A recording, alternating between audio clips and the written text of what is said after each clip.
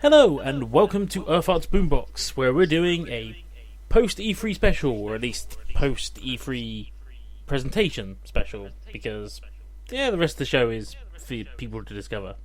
Today I've also got the rather lovely gentleman Turbo with me. Hello. Because I need at least one expert who's interested in games to chat with. Mm-hmm. So yes, there's been several major conferences, that being EA, Xbox, PlayStation, Nintendo, Ubisoft. I'm forgetting one. Bethesda. That's the one. Here we go. Keeping you right. I don't know how I forgot that one, because that's probably got the one game I'm most excited for. But we'll go through them in somewhat chronological order, the chronological order that I've got in my notes at least. And we'll just kind of go through, see what their big announcements were, which ones we're excited for, which ones we're not, and maybe figure out which ones we thought were the best shows this year, because I think it shook it up quite heavily this year. Yeah. So, going in chronological order, let's start with EA, who I definitely think, I will say we're going to exclude Devolver Digital and limited run games because they were weird. Mm-hmm. And that's all I'm going to say about it. So we're starting with EA. So they're big titles. I think we can group sports titles into one category. You kind of know what to expect with those. Yeah, you got obviously FIFA, NBA, and Madden being the key focus on this year's kind of like E3 conference. Of course, the big thing from FIFA's kind of like presentation was that of them getting the license for the UEFA Champions League. Of course, a lot of I'm going to assume there's a lot of US people who will be listening to this will have no idea what the hell the UEFA Champions League is, and more power to you, because the less you know, the better. But no, that used to be a license that was owned by Konami for Pro Evolution Soccer, but they gave up that license this year, obviously because Konami's just wanting to save money. I will say though that the one thing they have done in the last two, I think, of their conferences is when they switch to the FIFA part, they switch to their European audience, because they do have a equivalent event in Europe somewhere. I think it was in London last year. I'm not sure it was this year.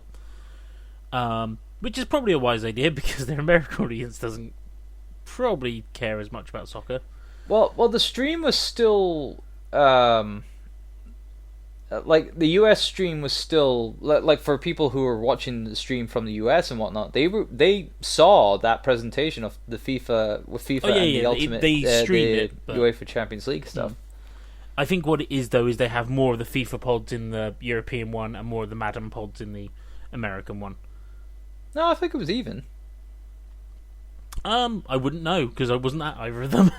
But they do hold a simultaneous event running at the same time, is what I mean. No, well, it's like I watched kind of like the highlights of it, and I've heard from other people's kind of like perceptions. It's like it was pretty much, the same across the board. Fair enough. So, but yeah, sports titles. To be fair, I don't have anything against them. If you like them, that's fine. I think for Madden fans, the PC version was a big thing, though. Although they kind of side-dropped that very quickly. Yeah, it was kind of like a throwaway kind of like thing. I mean, granted, even I didn't know, really. They mentioned it as part of their Origin Access Premier thing, which is the other big announcement they have, which I don't think is a bad idea. Xbox Games Pass seems to be doing okay. Yeah, it is seeming to be like a viable kind of like module. I mean, granted, PlayStation Now pretty much started the ball, but Xbox and now EA, they're really hitting it home with that service. Yeah, I think to the big provide thing is, the though, latest games straight out for that minimal monthly fee. Yeah, but I think Origin and especially Xbox have now surpassed the PlayStation 1. There's a lot of things that people really like about it, like the fact you can actually download the games onto your hard drive to play them rather than trying to stream them, which is what PlayStation Now does. Mm-hmm. Which I can understand is probably not the best way to do it if your connection isn't great. No. Obviously, we haven't seen Origin Access premiere. They have said they will offer third-party titles along with it. Don't know what those are yet. Only time will tell. I imagine stuff that's available through Origin will be a good Yeah. choice. It would have to be tied to their Origin kind of like service in some way or fashion. So if they've got some third parties on there now, then the likelihood of them being part of that, kind of like service would be, quite high. Yeah. So moving off sports, I think the first title they showed off was Battlefield 5. That was kind of half reeled in because they showed some of that later at the Xbox conference, but overall, it's hard to judge. I've never been too into the Battlefield series. Neither have I, and from what I've been hearing, there's been a lot of negativity towards this entry for some reason. Yeah, I find that a bit odd because Battlefield 1 was very well received. It was, so I don't know what. It's something to do with the how they're kind of like presenting the game with like certain features and whatnot. I think that's what's causing a lot of people's kind of like negative connotation to this to 5 this time around. I will say I'm interested to see their single player campaign, though I really should play Battlefield 1's single player campaign first. Mm-hmm. Because again, I've been told it's really well done, and it's very. That's what I've heard as well. Yeah, it's very conscious of its subject matter. I think is the best way to describe it. But yeah, I mean we're all expecting it. So then they had the indie game segment, which only featured 2 games. The first being Unravel 2, which came out of nowhere, I'll be honest. It did. It totally blew me away. I was actually streaming. I was streaming my own kind of like live stream on Twitch, which you can go check out at twitch.tv/TurboDriveLive. Go do that after the show. But yeah, during the stream, I didn't know this was happening, and having Unravel 2 just come out of nowhere and also be released on the same day as well.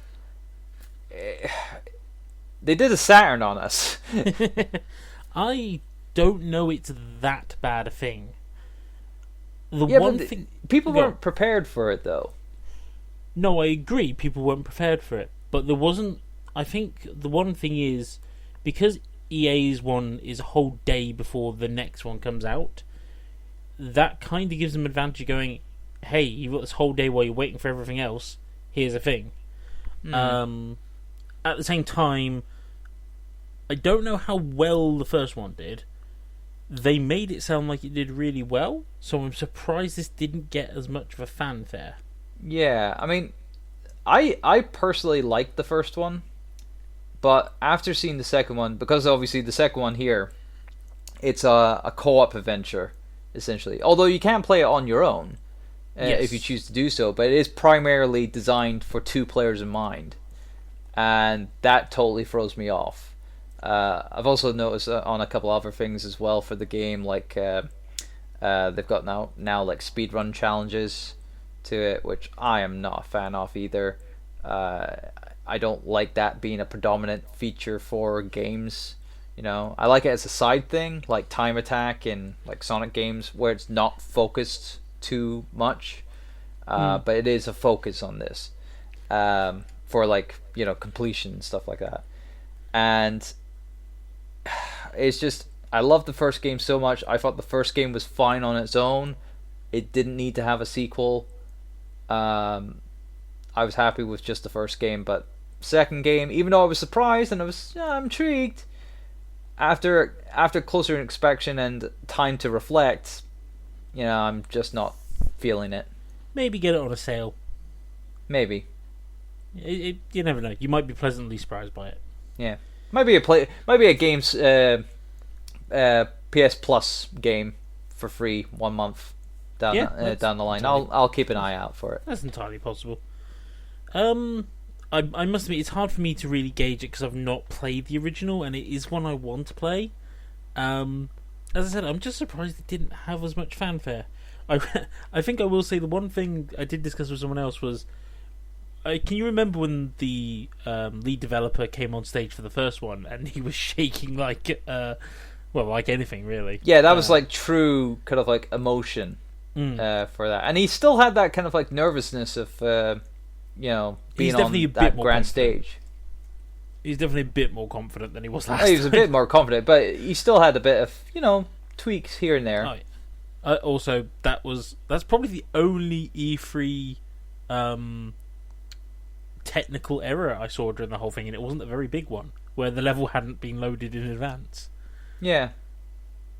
And that took them all of 5 seconds to fix? Yeah. So they were on the ball. And then they announced a second one from a studio I don't think I've ever heard of, called Sea of Solitude. Yeah, this is a new one. I'm genuinely intrigued by it. Aye. It's like, I haven't seen much else. I've kind of like going back and forth with these, but no, it's something. It's something that, because of course every time we think of EA, we think of licenses and sports and loot boxes. But more recently, yes. Yeah, but no, with the minor of kind of like their originals kind of like line, as they call it, or their pseudo indie titles.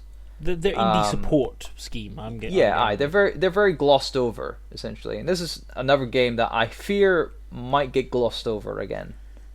Perhaps, because it was one they did mention A Way Out had done very well, but during its release, I don't remember them doing much support for it.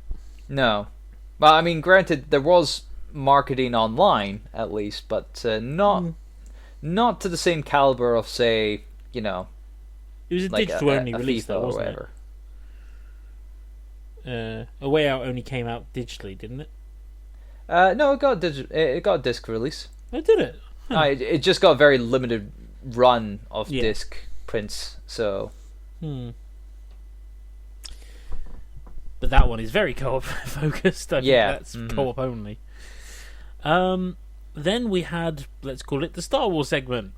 Yay. Which the first one was just announcement of a name of a game.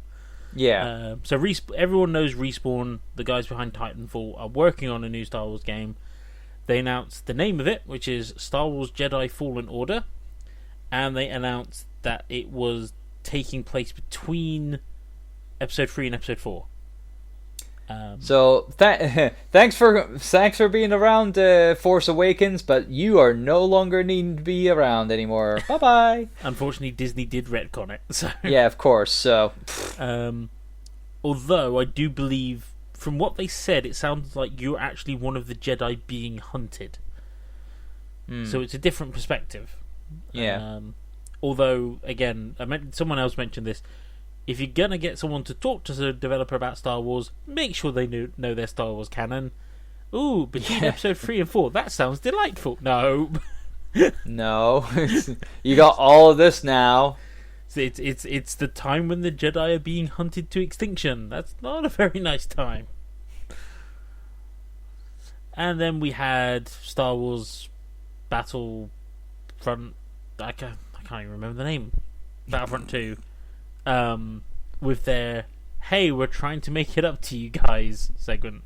Yeah, it's like we're sorry. Yes. Sorry. Most of which contained content from the prequel trilogy. Yeah. Which, yeah, that's okay. a perfect way of apologizing. To be fair, though, I would say it was like a why did you go back to that era? But then we're getting Grievous, who I quite like as a character outside of the actual movies because he was a bit of a pushover. Yeah, apparently all the Clone Wars stuff, like in terms of like the animated series, like the 2D and 3D animated series, that tends to be favored more than the actual movies that they kind of like spawn from. Oddly enough, I have a little figure of Stitch cosplaying as Grievous, which works well because Stitch has 4 arms. Of course. But yes, then we've got Obi-Wan Kenobi, who supposedly has never been playable before, which... Okay, fair enough. When are we getting Qui-Gon Jinn? There was one of... Oh yeah, and Anakin, which will be interesting when you have Anakin versus Vader. Yeah. Time paradox! Oh no. And then we'll go to the low point of the presentation in my mind, which was the reveal of a new Command and Conquer game. Oh yeah. With a live show of it on mobiles. With 2 YouTubers I've never heard of, but are supposedly the leading strategy game YouTubers.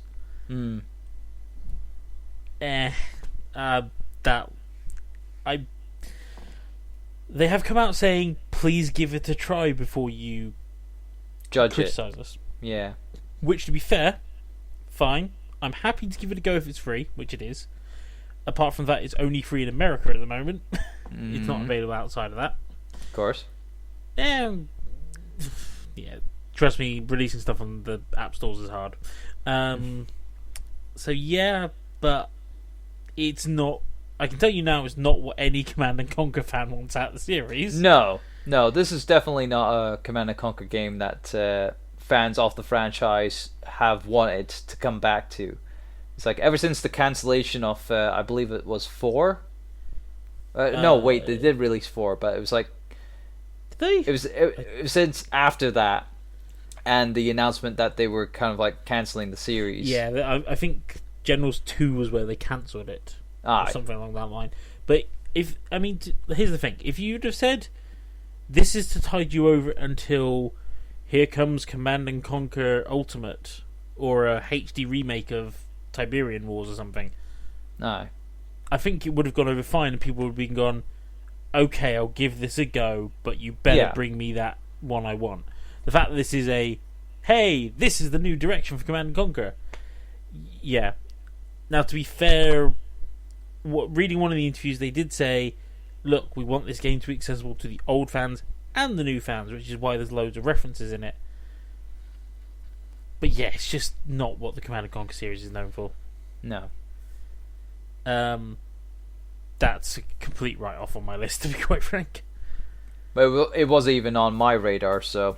I don't know if you were a fan of the original Command and Conquer games. No, I wasn't a big RTS fan back in the day. I mean, granted, I've played my fair share of RTS games now, but Command and Conquer is still not a franchise that I'm totally invested in. See, Red Alert 2 is wholly my jam.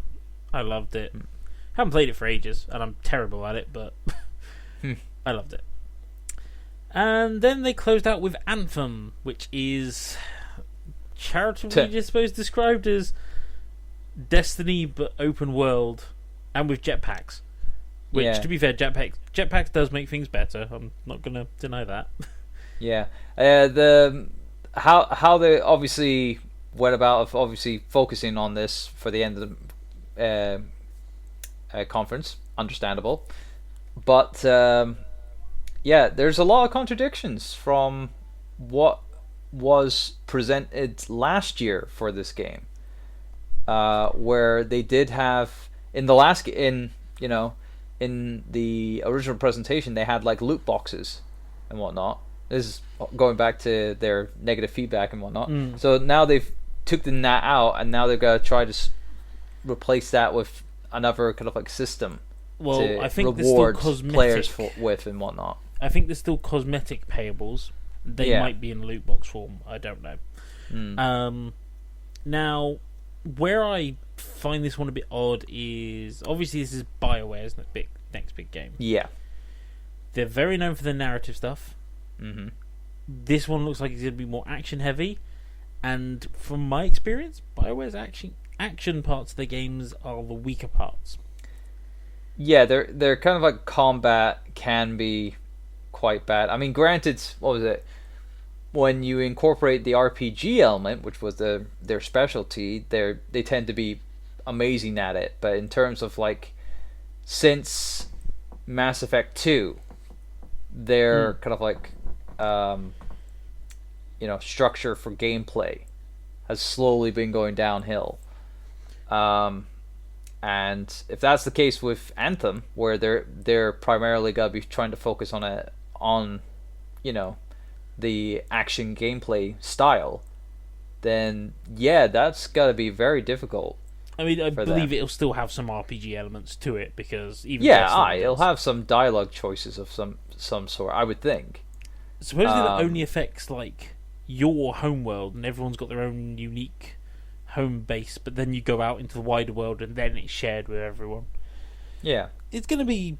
I'm interested. I'm gonna give the beta a try. They have confirmed there will be a beta, so I'm gonna give that a shot. See what. Well, granted, I was never a fan of like games like Destiny and whatnot, so this is definitely not my cup of tea either. So I'm passing on this. Destiny was something I gave a good shot, and I'll be honest. By the end of Destiny 1, I did enjoy it. Destiny 2, less said about that the better. And we a few of us do wonder if Anthem is going to actually gobble up those Destiny fans who are now disappointed with Destiny. There's a good possibility that could happen. Yeah. And that was pretty much EA's conference. Yeah, it was. How long did it take? About 45 minutes-ish. Yeah, it wasn't. So that tends to be the kind of like average time. Yeah, or like the stand bearer of time allotted for most of these conferences. So except for the big ones, Sony and Microsoft drag on. So they did well and whatnot, and I think with what they presented on this, they kind of kept it even enough. I think they kept it brisk enough. That helped. Yeah. I can't say I particularly like their choice of YouTube presenter. The people coming on stage from the developers were fine for the most part. Yeah. Dice's guy definitely felt a bit like he'd been shoved on stage with no pre-warning. There really wasn't much to say about it. It was a presentation. It was your typical EA conference. Yeah. So, moving on. I mean, there was actually, before we move on too far, there were a couple of other games announced outside that, not for EA. PlayStation announced a release date for Days Gone, which is slipped back to 2019, I believe. February. That's interesting. The source I have here says that Days Gone's date is invalid. Somehow. Yeah, I'm pretty sure that's February next year. Which is weird that they did that before E3. You'd have thought that was going to be one of their big ones, because they hyped it quite heavily the last two E3s. Though, granted, like, the year as a whole for this year, I think is fairly jam-packed, and they just had God of War come out in April.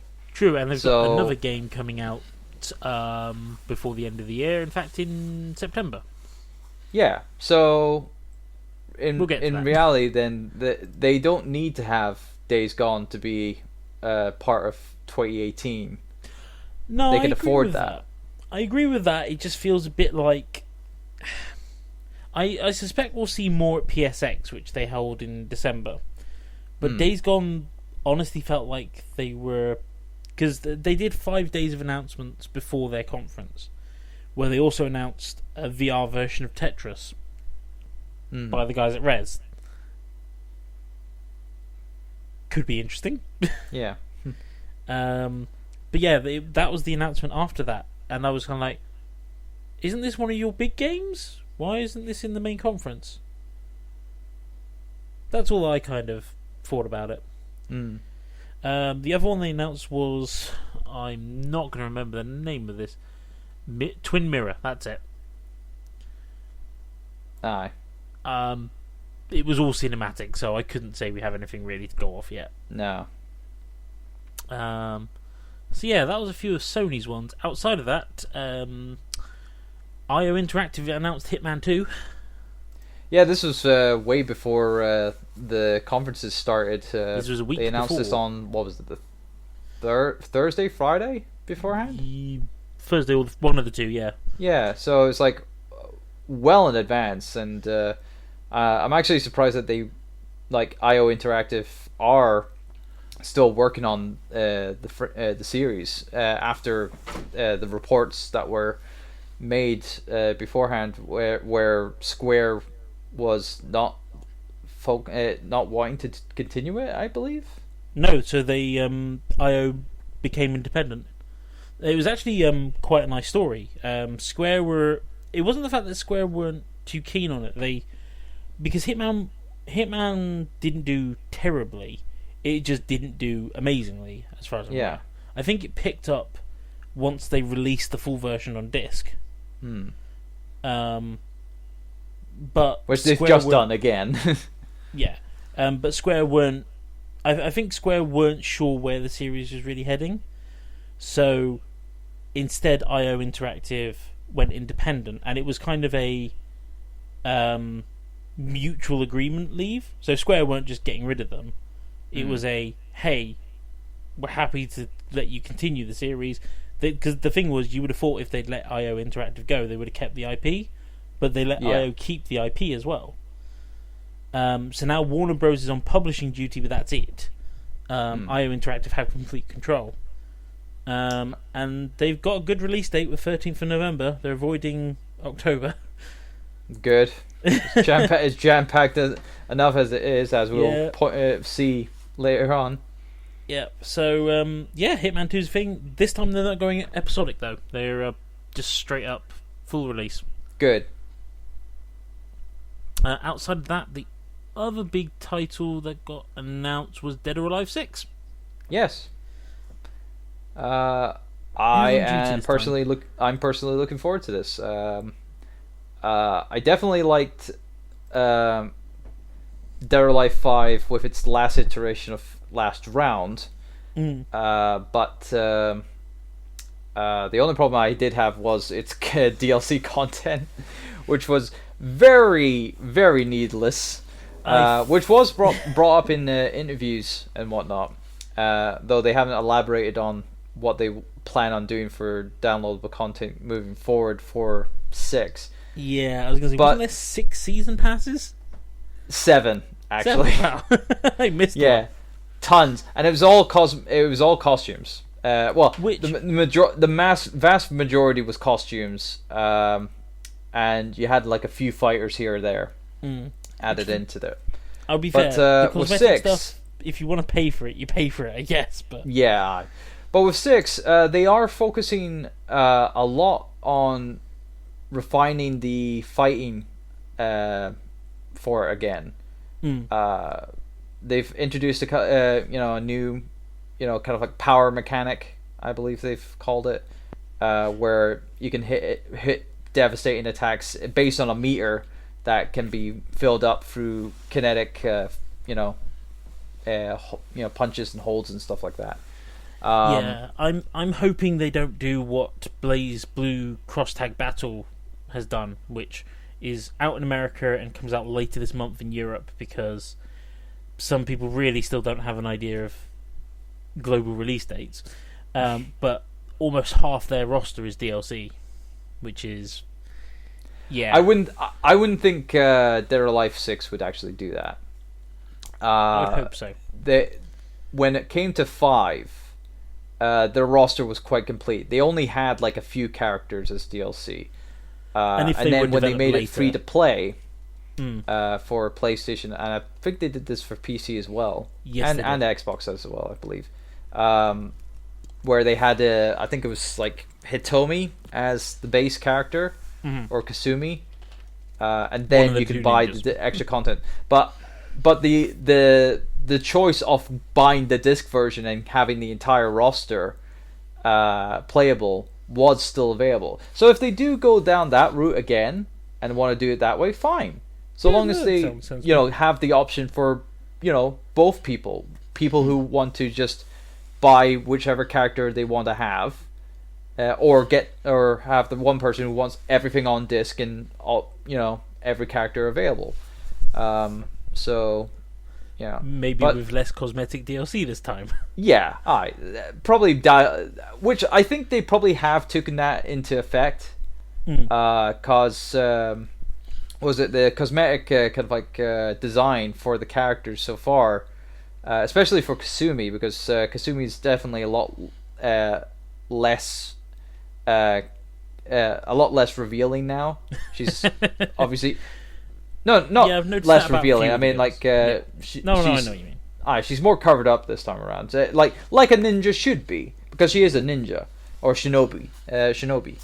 But that's a debate for another time, because that's actually a very long debate. Either or, but no, it's like I seriously think that they are now focusing on the gameplay more so than the aesthetics this time around. Yeah, that's good. I mean, I'll be honest, I've not played one since the original Xbox, mainly because I'm terrible at fighting games.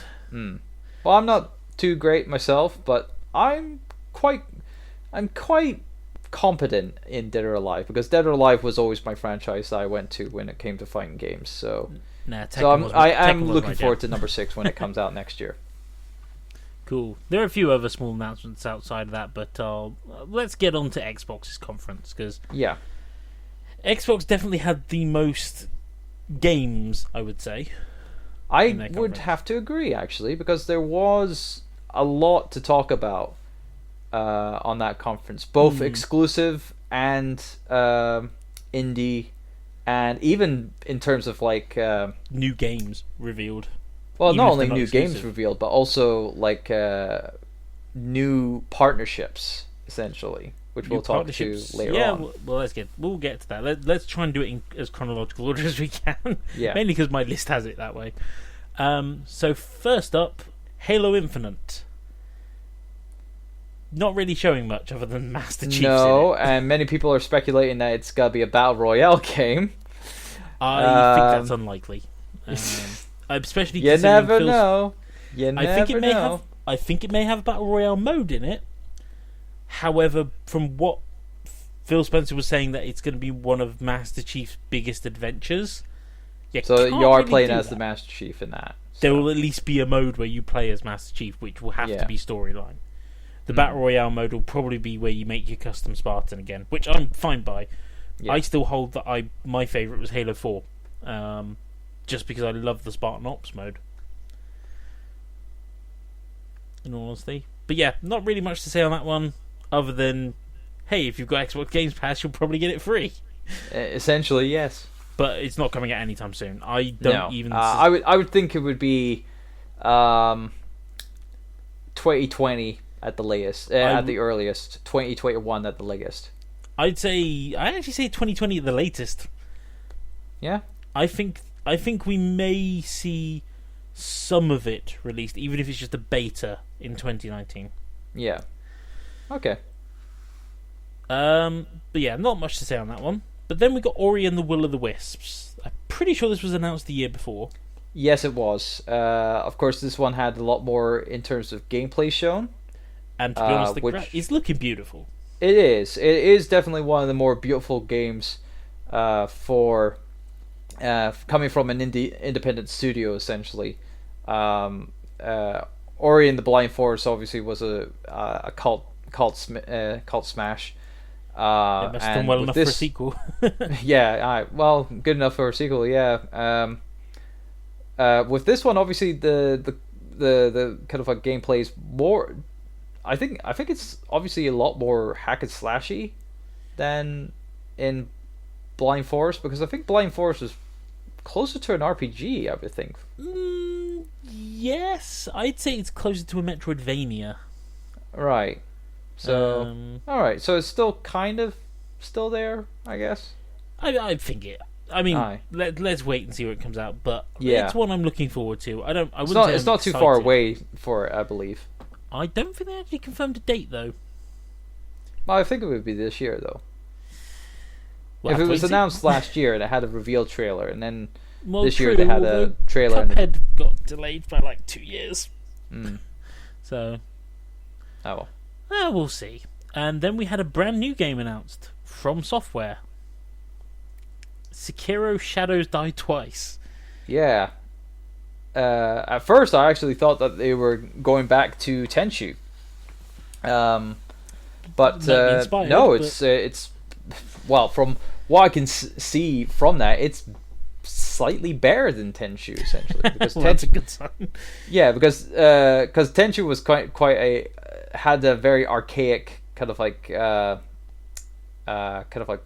gameplay structure to it, and I don't know if they wanted to go back to that well and whatnot.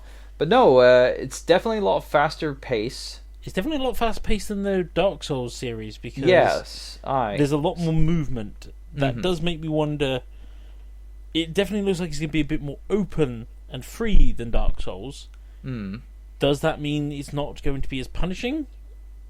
Or what is the punishment for death? But based on the kind of like title of the game and how what happens when you do get defeated by an enemy, I think it might, be probably a much, it'll probably be lenient, but not too lenient.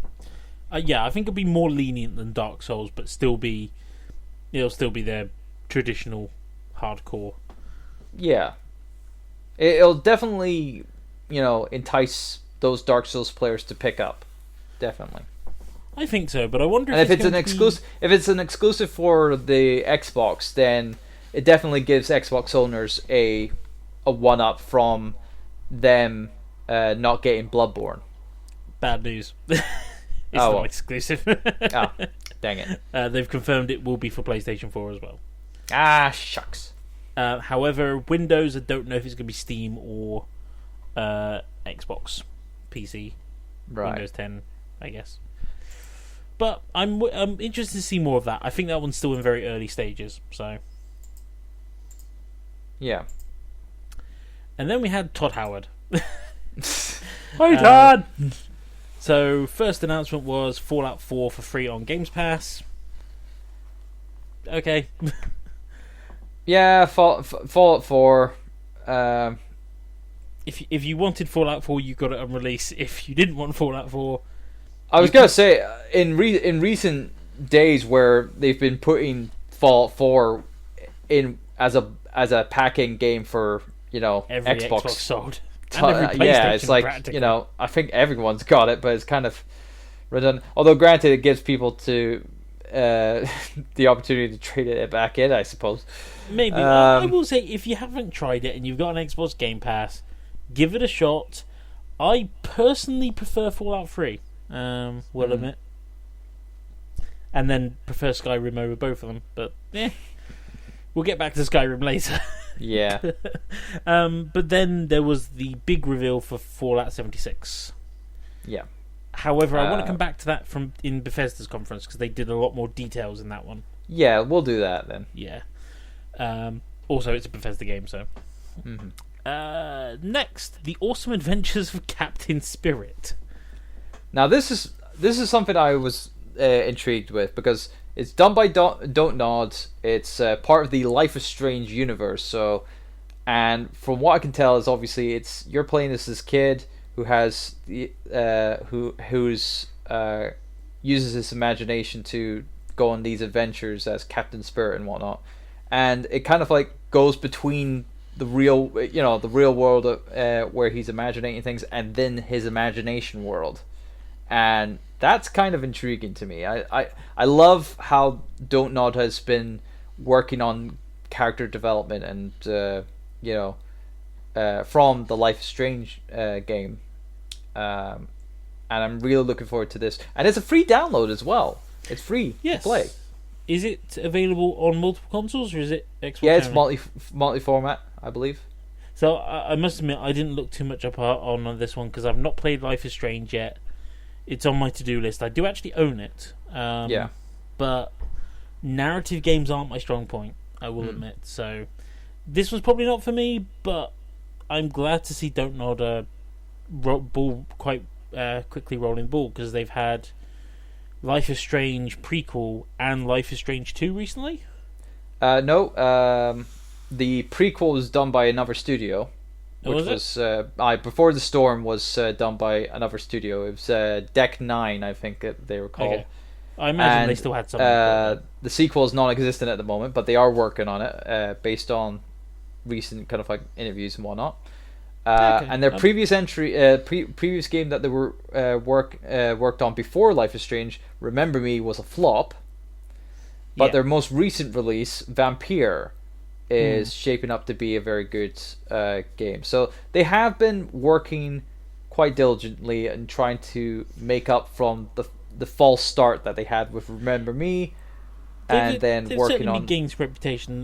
Vampire, I've heard mixed results from, but it seems to be selling well. So yeah, it's definitely doing well for themselves. And it's like Life is Strange was a good. Again, that was their proper start essentially. Oh, God, yeah. And now they've just finished up Vampire. They've got this new free game to come out, which I'm surprised that they even release it as a free game.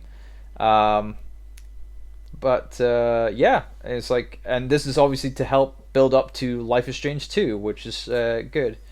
It probably won't have any correlation with Life is Strange 2, but it's still something. It's still a nice little stopgap between people who have played the first two Life is Strange games, the prequel and the first game, and people who are waiting for the inevitable sequel. So yeah. Moving on, we came to, I think, is this the first Xbox exclusive? Well, apart from Halo Infinite. Well, yeah.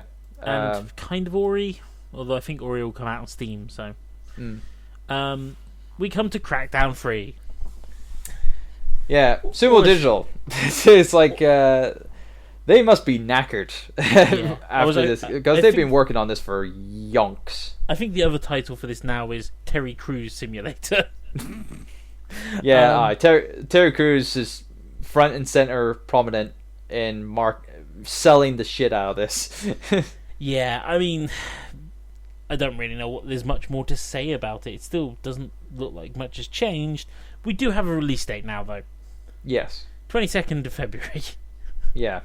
Which, same date as Anthem, same day as Days Gone.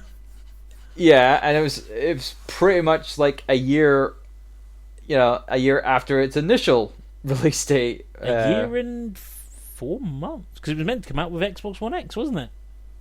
I think. Well, no, wasn't it supposed to come out in February? No, it was meant to. After it got delayed from being a launch title for the Xbox One X. Yeah. It was originally meant to be a launch title to show off the Xbox One X's power. Right.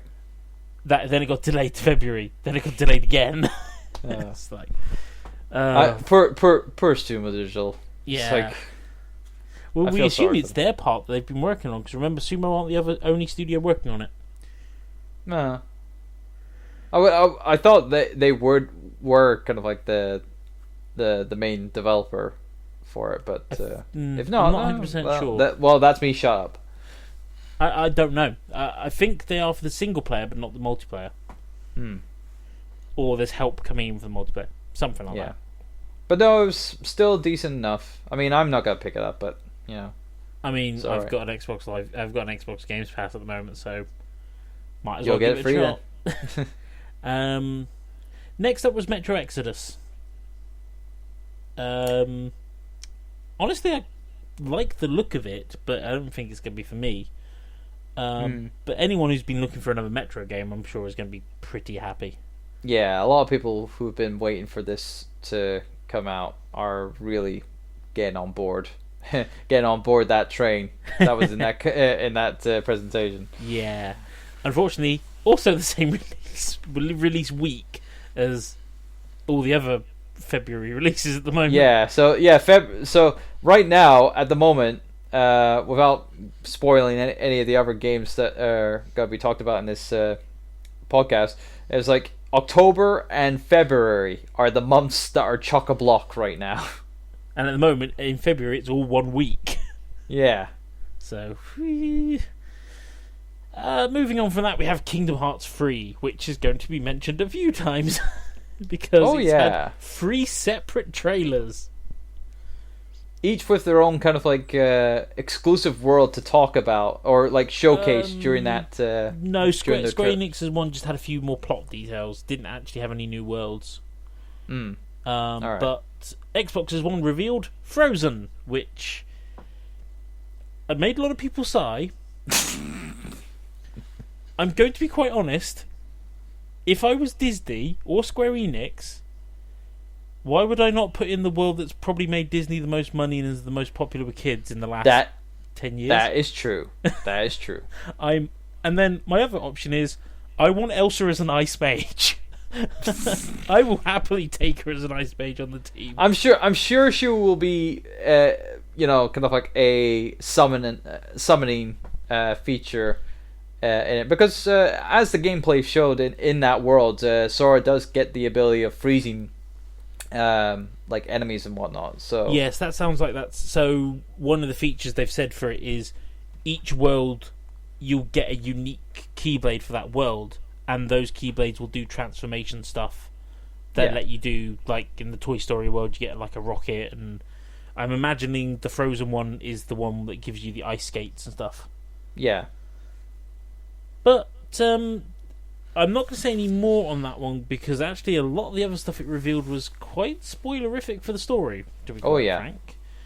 I do feel they're blowing key story plots early for this game. They are kinda. That being said, I'm assuming that, and for all we know, these are the not important parts. We've got way more important story details that we're not telling you. It's a good possibility. Knowing Kingdom Hearts, it could be anywhere. Yeah. But I must admit, I'm quite liking the look of the game. Yeah. It is. Go on. No, I was going to say, it is looking pretty. I'll say that. But we'll come back to that because that appears again. Yeah. We've been going on for a while already. This could be quite a long podcast. Oh, yeah. So, next up was Sea of Thieves expansion packs. I don't know if these are going to be paid or free. Because I'm going to assume paid. Free. Well, the first one was free. Well, the next ones will be paid then. Maybe. We'll have to wait and see, won't we? But then again, if you've got the Xbox Live Games Pass, what happens then? The Game Pass doesn't really include DLC, so... Not at the moment, no. But, I mean, to be fair, the trailer didn't really show anything. No. They hinted at some of the things that they did hint the fact that the new places that will be unlocked will contain volcanoes and fire, which is something the game doesn't really have at the moment. So, at least they're still working on it. Yeah. Let's move swiftly along because we're not even halfway through Xbox yet. No. Battlefield 5 reveal of the story trailer. Skip. I'm hoping they go the same direction as Battlefield 1, where they're telling interesting stories. Mm-hmm. Next, let's pronounce this right. Forza Horizon 4. Yeah, Forza Horizon 4. Set in the UK. The fact that me and Ian actually recognised locations that came up was slightly worrying. Yeah, people being able to recognise Edinburgh. And me being a Scotsman, although granted I live up in the Highlands, so really I don't know the landscape and the roads of Edinburgh that well because I don't travel there every blooming week. I don't, but he does live there. I didn't recognise that. I recognised Cornwall. Yeah, so realistically, it's. I mean, granted, it's a bit weird for them to go to to the UK for their setting this time around. Whereas before they had like Australia and then some some open road US. Yeah. Kind of like. I'm actually surprised it's taken them this long, considering they're based in the UK. Well, yeah, but they try to, see what would be the best kind of like map to kind of like make the most out of. True. And the larger the playing field, the more you can do, essentially. So complaint number one from anyone that was British was, why are they going through all those walls so well? So anyone that knows British architecture knows that if you slam a car into a wall made of stone, the car's going to end up pretty dead. Yeah, it's like collision physics. They're non-existent in this one. We had showers of stones flying everywhere from these immortal cars. But the thing I remember most from when we were discussing this live was pretty much everyone complaining how unrealistic the weather was for the UK. Yeah, it's not as beautiful as it is, especially when it's winter. It's like you cannot drive nice, on the ice calm in the UK. blanket of snow. No, proper winter is like full on blizzard at times. Well, no, that's for the north. In the south, it's just sludge. And no matter where you are, you cannot drive on ice in the UK. It just doesn't happen. No. However, I will say, let's ignore that because that's probably just because it's more fun that way. Yeah. So I'll give them that. But that's pretty much their only exclusive coming out this year.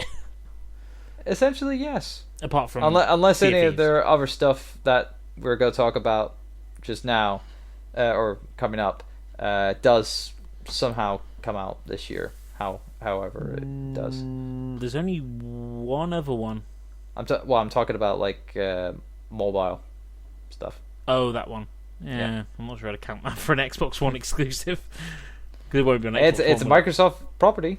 Yeah, but it's not on Xbox One. It'll be on anyway. Next up, We Happy Few coming back, which isn't too long till it's out, actually.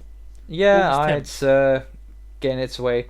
And I think it was after this Microsoft was talking about what they were doing. There's another 3 games before they did that, actually. All right, okay, then, fair enough. But we can probably power through. We'll leave that until we cover all the games. Yeah. I mean, We Happy We Happy Few. We Happy Few. Yeah, We Happy Few had story trailer and whatnot, and it's okay. I mean, I was intrigued initially when it was first revealed, but my attention has waned a little bit since then. After seeing gameplay as well, I'm not as enamored as I was originally. Battle Unknown's Playgrounds. Tons of updates set for the year. It's out already, really. Yeah. So it's just an update, and it's updates the PC versions pretty much already testing. Yeah. So. Then we had Tales of Vesperia Definitive Edition. This was a game that came out of left field. Yeah, a little bit. Now, to be fair, it is coming to PlayStation 4 and Switch as well.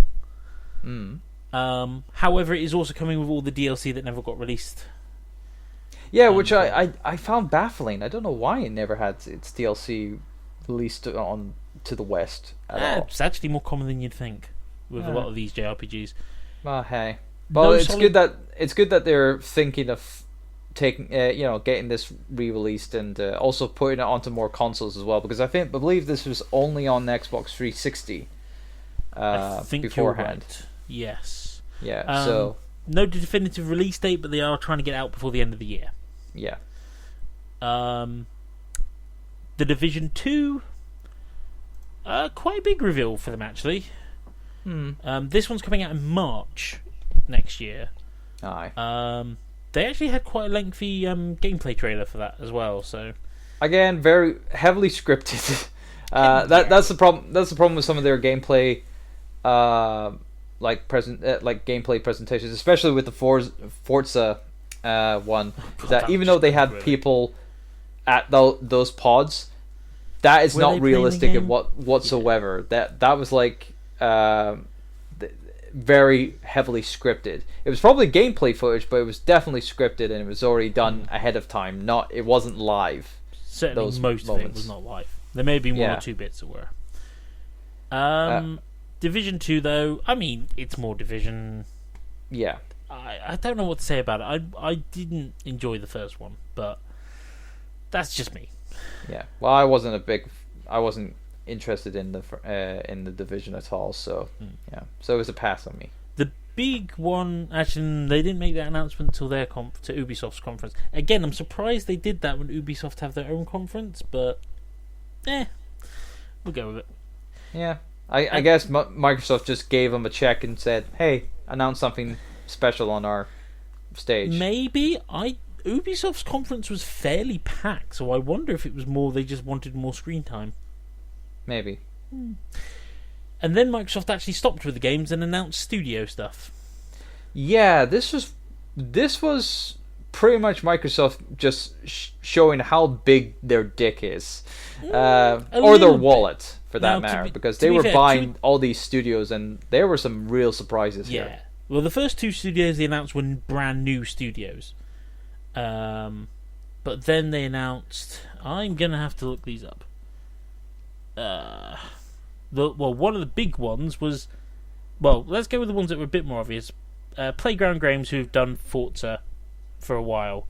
That makes sense. They've been working with Microsoft for a while. Yeah, it makes sense. But then Ninja Theory was a big surprise. Mm-hmm. What are your thoughts on that one? Because I just huh? Yeah, it definitely was quite a surprise. Ninja Theory, their previous works being that of Heavenly Sword, Devil May Cry, or DMC Devil May Cry, as well as their indie release, or pseudo-indie release of Hellblade. I mean, it was an indie release, really. Yeah. So, yeah, being able to, be picked up by Microsoft, and now they have a little more kind of like stability in the market to work on their projects, fair dues. But in all honesty, it was a real shocker for them to just be picked up by Microsoft out of the blue like that. I do tell a lie. It was only one new studio, the new studio is called The Initiative, but it's actually being led by one of the guys who former Crystal Dynamics head. So the other studios were, so you already said Playground Games, Ninja Theory, Compulsion Games, who did We Happy Few. Yeah. Now this acquisition seems to be after they've released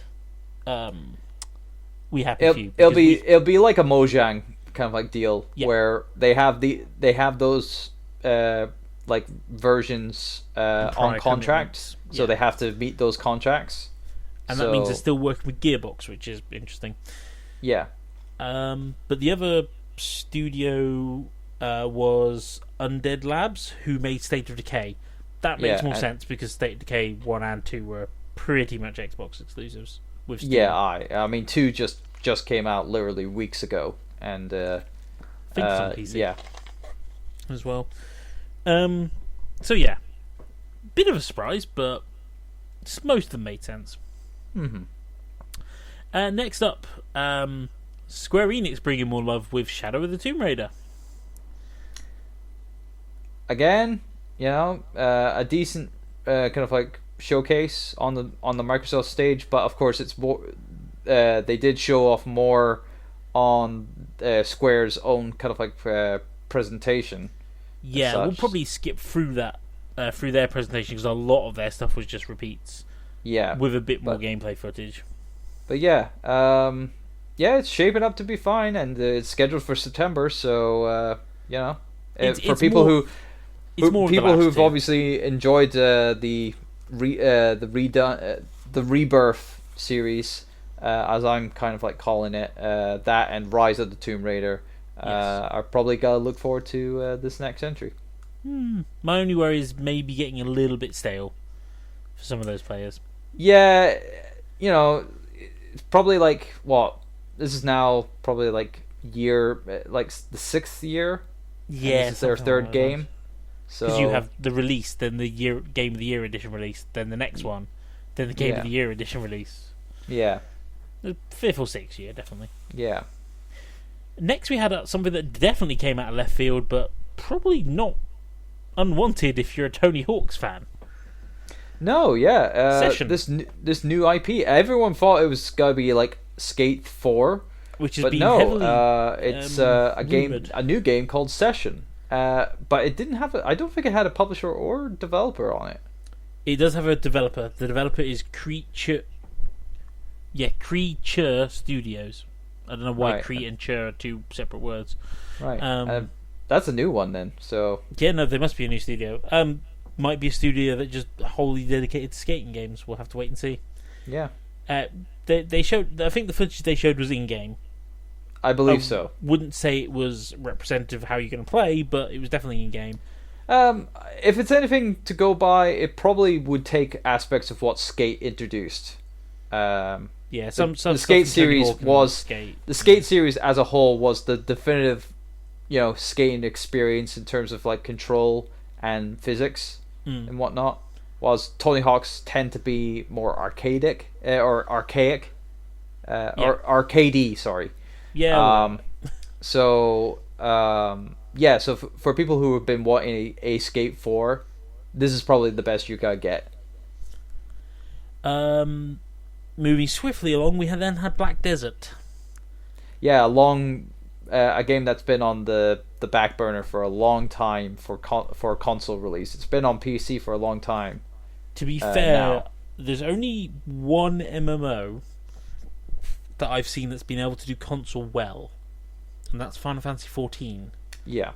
Now, I know someone that plays it with a controller and he has played other MMOs, and genuinely thinks that he couldn't. It's been very well designed to accommodate controllers. Mm-hmm. It's still better with a mouse and keyboard. To be fair, the PlayStation 4 version, you can still play with a mouse and keyboard in theory. You just have to plug them in.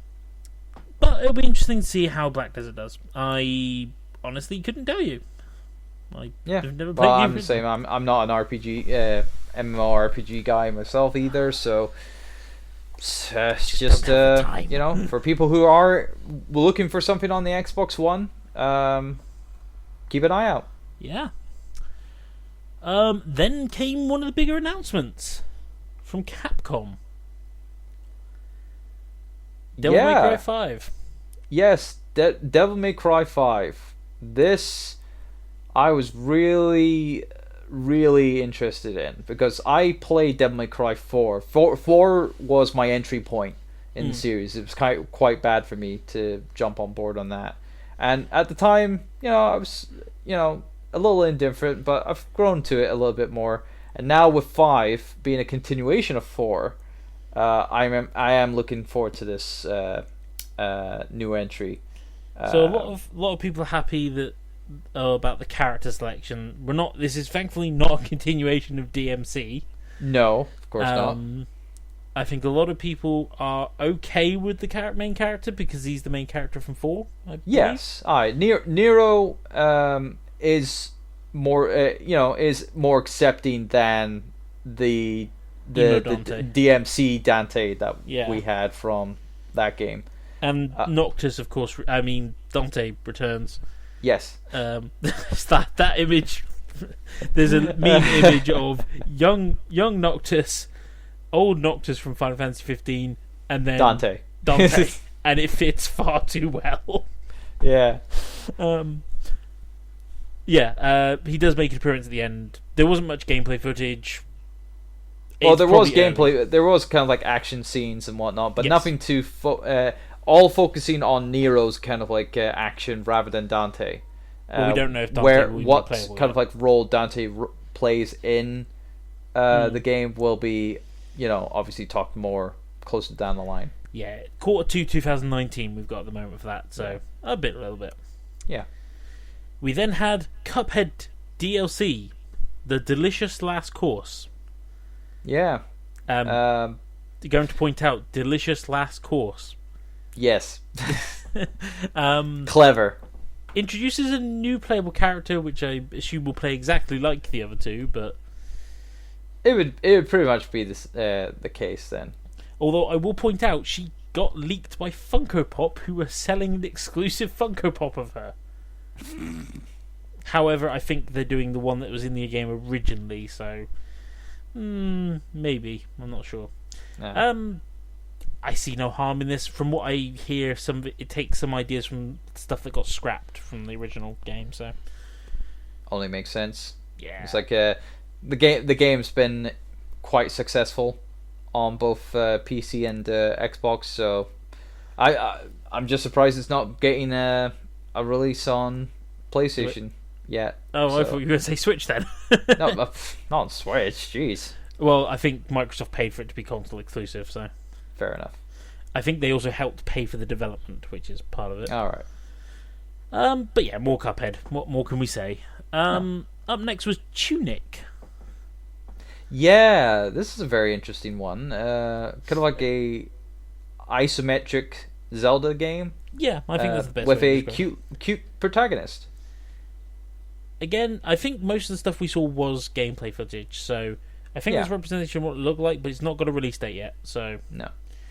we'll see when that comes. I think I would like to quite try that.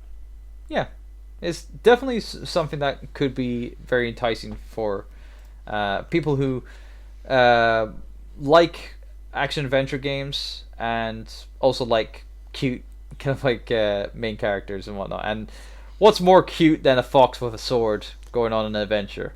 I think it's a girl fox as well. Oh. I think she's wearing a dress. It looks like it. Well, it's a tunic. Hence the title.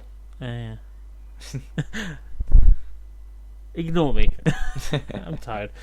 Up next was Dying Light 2. Yeah, surprise. Bit of a surprise, although after the success of Dying Light 1, I'm not that surprised. Yeah. Not much shown in the reveal. There was some gameplay footage, but it's still fairly similar concept. Yeah. And of course, this is being published by Ubisoft, I believe. No, I think Techland self-publish it.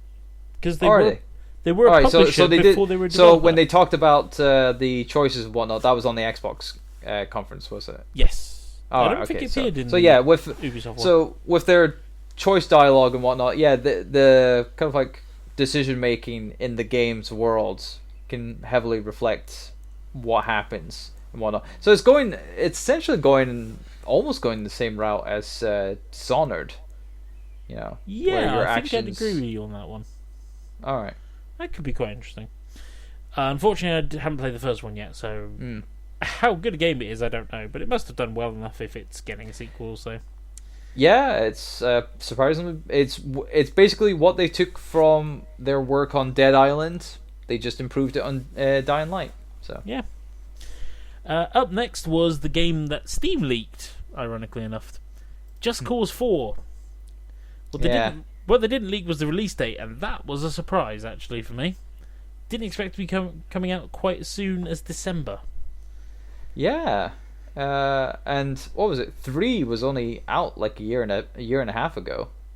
I'd have to look that one up. I'll do that quickly. Yeah.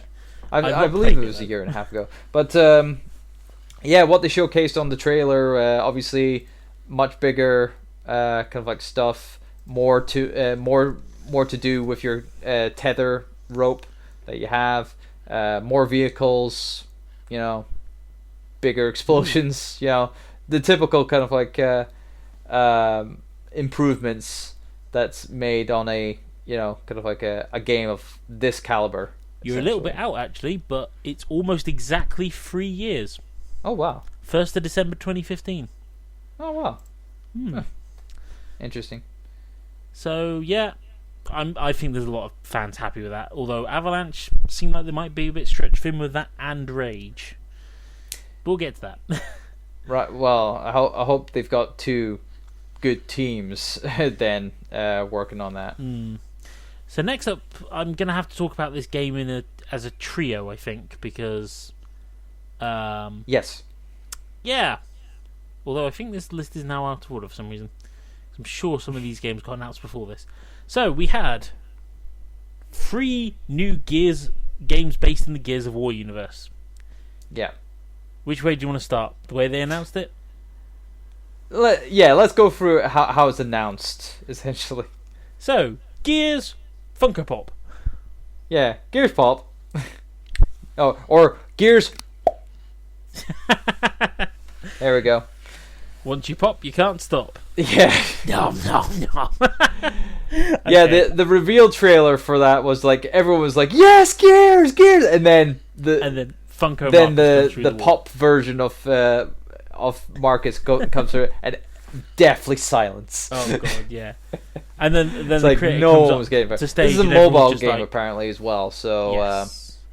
that's why I was kind of like saying earlier. Going like, yeah. Thankfully, he moved on from that very quickly onto Gears Tactics. Yeah. Now this is a bit more interesting. Definitely interesting. Halo Wars hasn't gone down amazingly. No, but this is not going to be like Halo Wars because at the moment it's only coming out for PC. Yes, it is, and it's also, but it's still being developed by the same guys that did the newer Gears of War Coalition. So I'm interested to see more. There's a little bit of gameplay footage, but I need to see how it plays properly. I think. Yeah, I do like I mean, at the moment it's shaping to be very XCOM-esque. Yeah, it's turn-based rather than RTS. So yeah, I think we'll see. It's a bit off. There's no release date announced yet. Yeah. And then last of all, the game people actually wanted, Gears of War 5, or as it's actually been called, Gears 5. Yeah, I don't know why they've dropped the off-war in the title now. I imagine just for simplicity's sake, honestly. I'm guessing so. Because two games that have GOW as their initials True, actually. Can be quite confusing. But again, mostly storyline related we saw for that, so... But it's Gears of War. You know how that plays, really. Okay, so my list is now a little modelled up. So there's a few games here that I think should have been mentioned earlier. Nier Automata, Game of the Year edition, was leaked a bit beforehand, but officially confirmed. I mean, it's a re-release, but... Yeah. And it's it'll be a definitive edition, essentially. It'll have all DLC available with it. And that's coming out at the end of the month. Yes. So, yeah. I see no negatives on that one at all. No. I'm trying to remember where this one was. Hyper Universe? I kind of mind where it was on probably in the Idea Xbox catalog. Yeah, I was gonna say there was a big sizzle reel of indie Xbox kind of like games talking about. So yeah. So there were three big games, one of which we saw bugger all of, which was Battletoads. Yeah, I'm kind of disappointed that they just had like a text-based trailer talking about it. The only thing that they did have was the speed race, the bike racer, crashing into the wall. But we literally and then have the animation no of the other tongue detail grabbing on that. the Battletoads logo. According to this list, it's being developed by a studio called Delilah. Alright, so it's not being done by Rare, okay. No, Rare is focused on Sea of Thieves. Of course. I cannot say any more than that. I do know someone that works at Rare, so I won't say any more than that. And then Jump Force. Yeah, this the Shonen Jump crossover fighting game. This is gonna be interesting. So far, what they showed off, they had Naruto, One Piece, and Dragon Ball characters revealed, as well as Death Note characters revealed as well. Oh yeah, I forget what his name is. In Death Note, it's Light, and I'm trying to remember what his. I've forgotten the partner's demon. called. Yeah, Or the god, or the deaf god. I can't remember his name. But no, with that, it's probably be quite interesting. Some people don't like the art design because it is very heavy, realistic and whatnot. And they're all sharing the same kind of like art design as well. You're gonna kind of have to for you have to with that game. You have to make it fair and balanced. Like in the terms of like art style, you have to keep it a balanced art style so that everyone can be, designed equally. essentially. And also so that they can still do all their big super moves. Yeah. And last but not least, Cyberpunk 2077. Pretty much all cinematic though. So yeah. At first, I thought it was another Watch Dogs game. Jesus Christ! But no. CD Projekt Red's new game that they've been focusing on for the last few years now. So since they finished up Witcher 3, granted it's shaping up to be all right. Nothing in terms of gameplay, but it's early days yet. Again, probably be looking at 2020. Now there is, for its release from window. what I've heard, there is behind doors for press gameplay previews, so it is in a playable state. So we'll see. But that finished off Xbox's conference.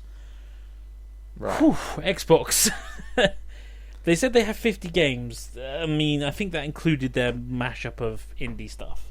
Yeah. But still, there's a lot of big stuff in there. Oh yeah, they definitely showcased the games this time around for their conference. And they still did a bit on the side as well. They were still talking about the Xbox Games Pass. You actually mentioned that you were quite happy to see that they had their new disabled controller available at E3 for people to use.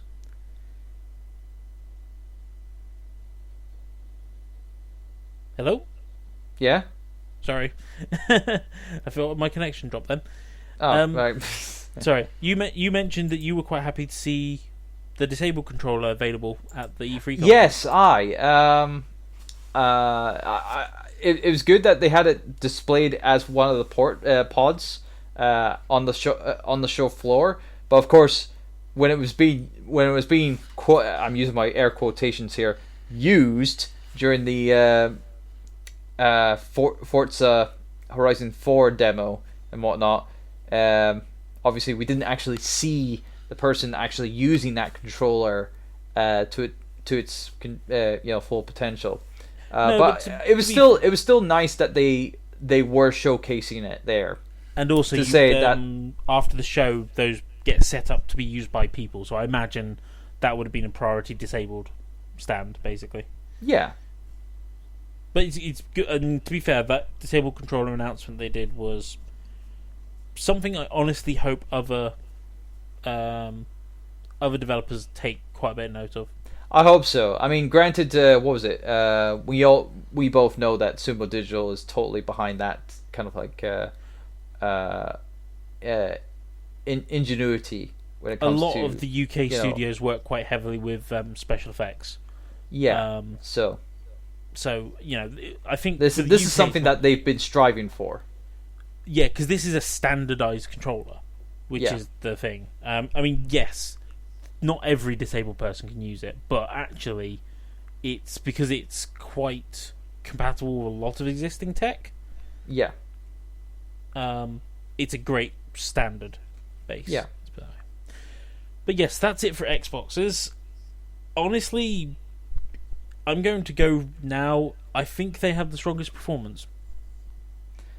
I would probably agree. Even though most of the games they're not encouraging me to pick up an Xbox, I could definitely say for the general consensus of people who have an Xbox and people who would be interested in the games that Microsoft were presenting on this stage, it was definitely a bigger contender compared to the other ones that were. Oddly enough, I would actually say it was worth watching even if you're not an Xbox fan, because there were plenty of games there that were talked about there and not talked about anywhere else.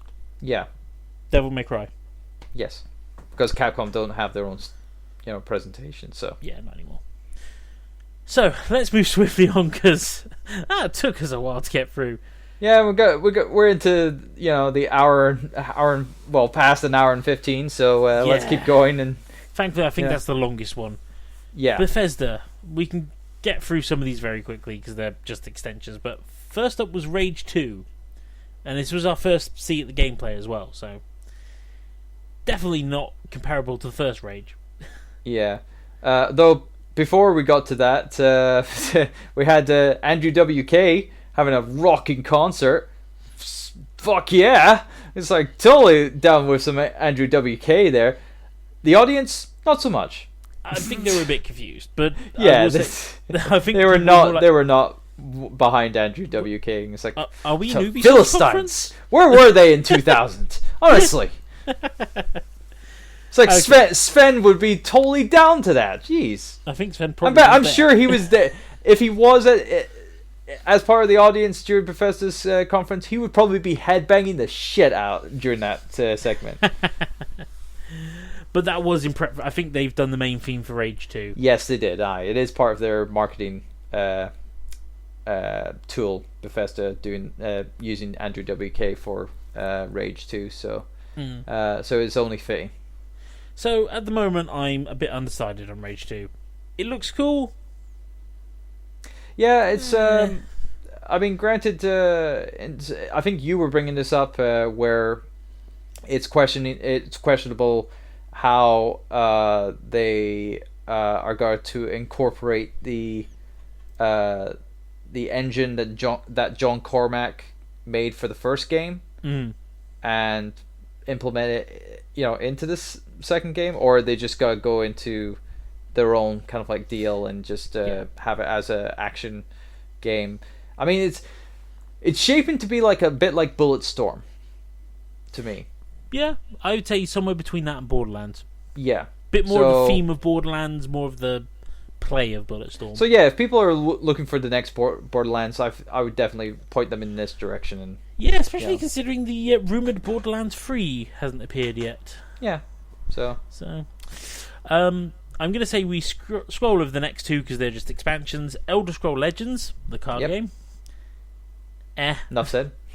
Elder Scrolls Online Somerset, which just came out. So if you like that kind of stuff, fine. MMO, I just can't got time for it. Yeah. But then we came to the first game that probably no one had any idea about. Doom Eternal. Or as I'm gonna call it, Eternal Doom, because I think that's a way better title. Yeah. I'm calling it Doom 2. Because that means you confuse it with the other Doom 2.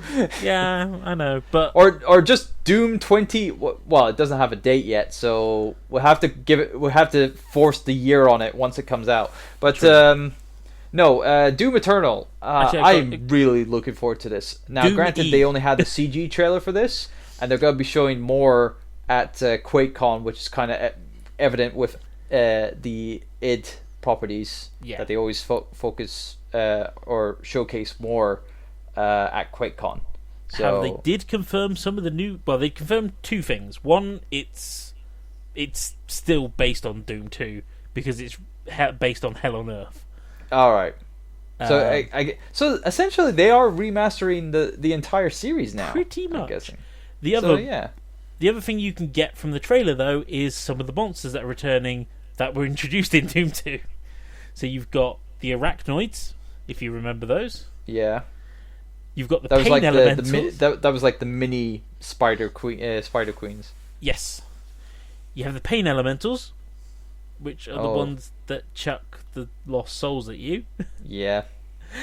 And the archdemons, who are the ones that resurrect other ones. Lovely.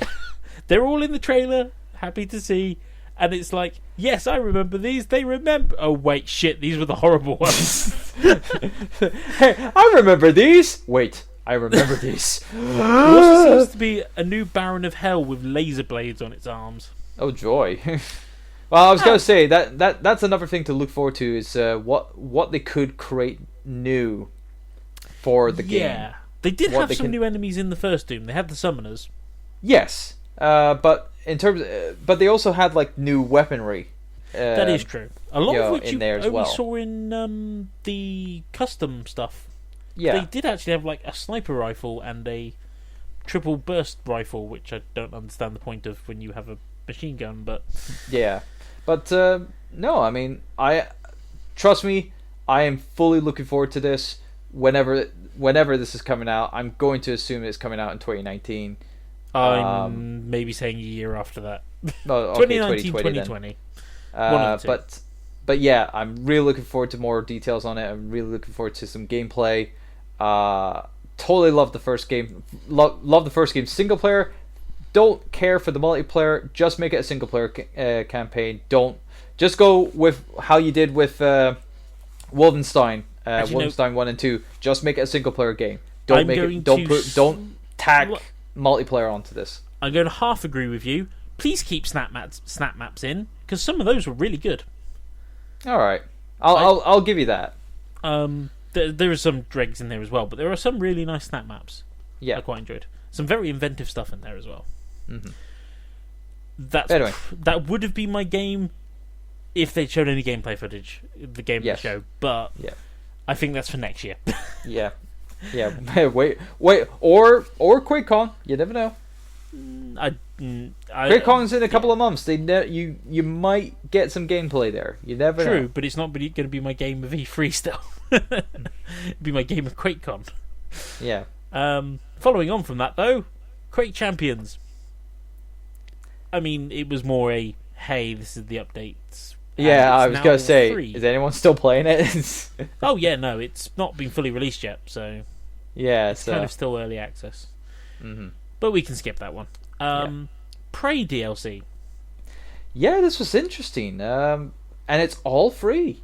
So the two big ones in my mind were the randomly generated dungeon. Mm-hmm. Certainly looks interesting.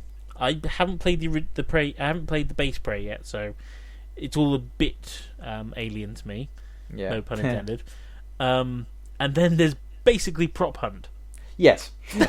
Which I'm surprised they didn't think of this sooner. Yeah, I'm going to agree because it's a perfect match. Yeah. It's like they had that entire concept of the aliens being everyday objects and whatnot and can attack you in single player, and that was just like basically Prop Hunt just in a single player component. Now they've got it in the multiplayer component. Thank God. Yep. Yeah. So I'm sure we'll be expecting lots of hilarity ensuing with that down the line. So yeah, and again, it's another game that was given away in a lot of bundles, so a lot of people should still have it. Yeah, Bethesda. They should definitely really update their games to, have some fun with it. I don't have it yet. Now the next one did come out a little bit out of left field. Wolfenstein Youngblood. Yeah. Let's ignore the fact that this breaks the old continuity. The fact that BJ had at least one son. Yeah. Called Commander Keen. Yeah. Now, it is going to be a co-op game. Not against it, but I'm intrigued. I think they're going to have to price it right because of that a little bit. Yeah. But there's also going to be a VR version as well. Yeah, that's a different game. That is... They haven't got that on here for some reason. That's called Wolfenstein... No, it's called Youngblood VR. I saw the... kind of like... sure, the VR one definitely had a different name. At work, we have like a big listing of what was announced on there, and it had Wolfenstein Youngblood VR there. So I'm just having a quick look. The VR one that they did announce there is called Cyberpilot. Okay. Because it's about hacking the robot dogs and stuff. Right, okay. I actually really want to try that one, if I'm going to be honest. Youngblood, I'm interested to see. I'm going to probably be hesitant as I was for Wolfenstein 2. I think I mentioned this in my Game of the Year stuff, but originally Wolfenstein 2 I was a bit, is it just going to be more of the same? Thankfully I still enjoyed it. I'm hoping it's going to be similar with this one. Hope so. Doom Eternal gets a free pass on that one because I want more. I just want more Doom. Oh, don't we all? We all want a bit more Doom in our lives. It's definitely getting shortened to Doomy, by the way. Doomy. Doomy. So, Fallout 76. They went into proper details on this. Yes. Multiplayer, online, and all of the other human players you'll meet will be other players of the game. So yeah, it's almost like MMO-esque, but not entirely. So it's not as big. They're only going to be tens of people rather than hundreds of people on your server. Yeah. I'm in two minds about this. I think they're very much doing this as an experiment to go, hey, this is our way of testing to see if this whole multiplayer thing works, so that eventually we can just do co-op Fallout and Skyrim or Elder Scrolls. Yeah. But this one itself is putting me on edge. I think I'm going to pass this one, just because of the whole interaction with other players things. Understandable. They have said you can play it on your own, but they have also emphasized the kind of whole point we're developing it is to play with other people. Yeah, so. And of course, in terms of like gameplay, the problem that a lot of people have is how would they incorporate VATS into the gameplay, and I don't think they have a leg to stand on to incorporate that mechanic into 76. I think Fallout 76 is a good place for them to try stuff for the future. So I'm all for it, but I'm probably going to pass myself. Yeah, but it's definitely not something on my count. It's not on my radar either. So, you know, so I don't have anything to kind of like say on that. I kind of want the helmet, but yeah. Well, you better put down your 80 quid deposit for it. Yeah, not that much. So next we had a game we all thought was a joke, and then found out it actually released, which is Skyrim Very Special Edition for Alexa. What the hell? You know what? If this is going to be a blind person's only way of playing Skyrim, go for it. It's like that old. I would think it would be like one of those old text-based adventure games. I imagine it's programmed very similarly, to be fair. Probably. So it's like basically just like go left, go north, go wherever in like that, and Alexa just describes what you're doing. Punch that vampire where in you are face. in the world. I think we can skip that. Yeah. Fallout Shelter coming out for PlayStation 4 and Switch. Yeah. Yeah. Skip that. I think that's fair enough. I mean, it was a popular kind of like game on the iOS platform, and it really helped for passing the time on for Fallout 4. I will say Switch version makes perfect sense. Yeah. I'm not so sure on the PlayStation version, but it was on Xbox, so it's fine. Yeah, well, you know. Then we had Elder Scroll Blades. Yeah, I have nothing to say on this. It's a nice concept, but by the looks of it, you are going to need an iPhone 10 or a really powerful Android. Yeah. But it is coming out for PSVR as well, so... Mm-hmm. I don't know. It could be interesting. I kind of want to see more before I judge it, really, on that one. Yeah, it makes sense.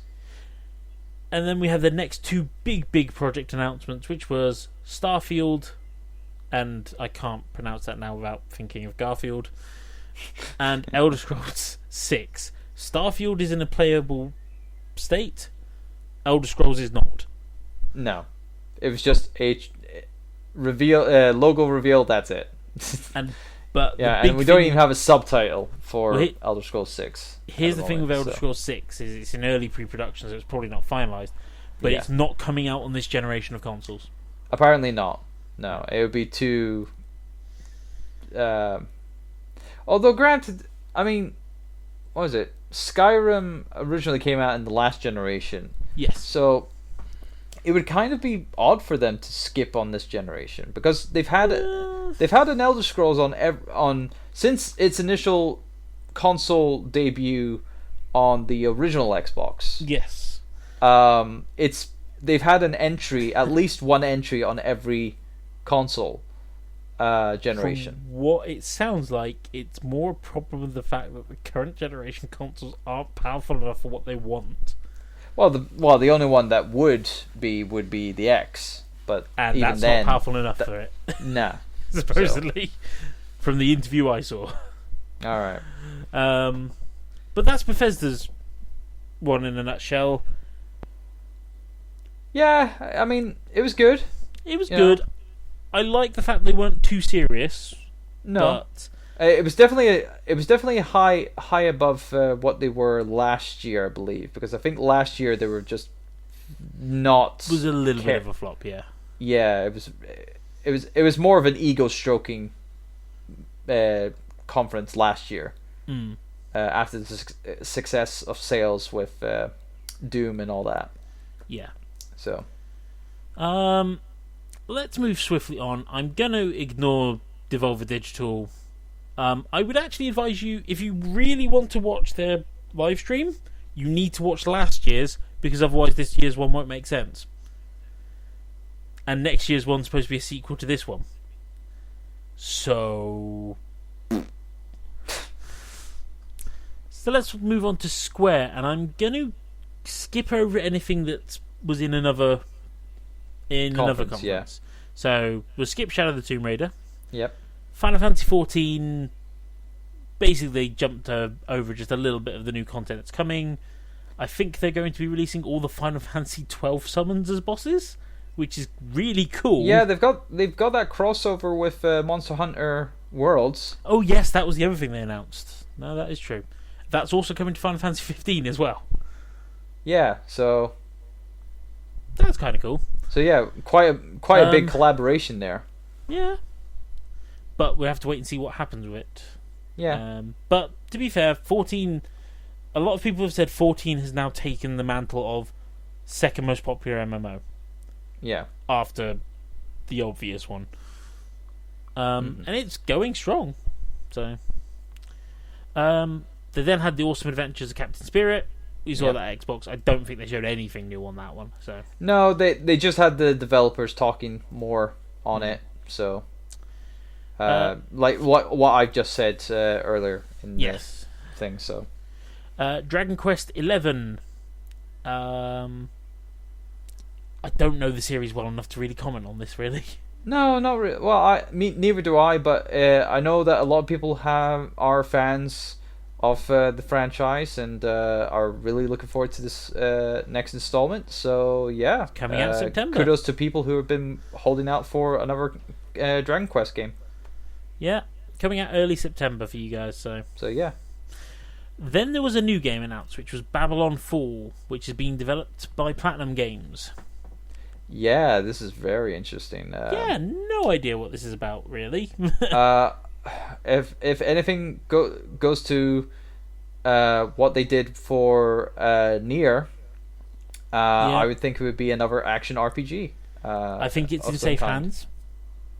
Square and Platinum seem to work well for Nier, so yeah. So I mean, what was it?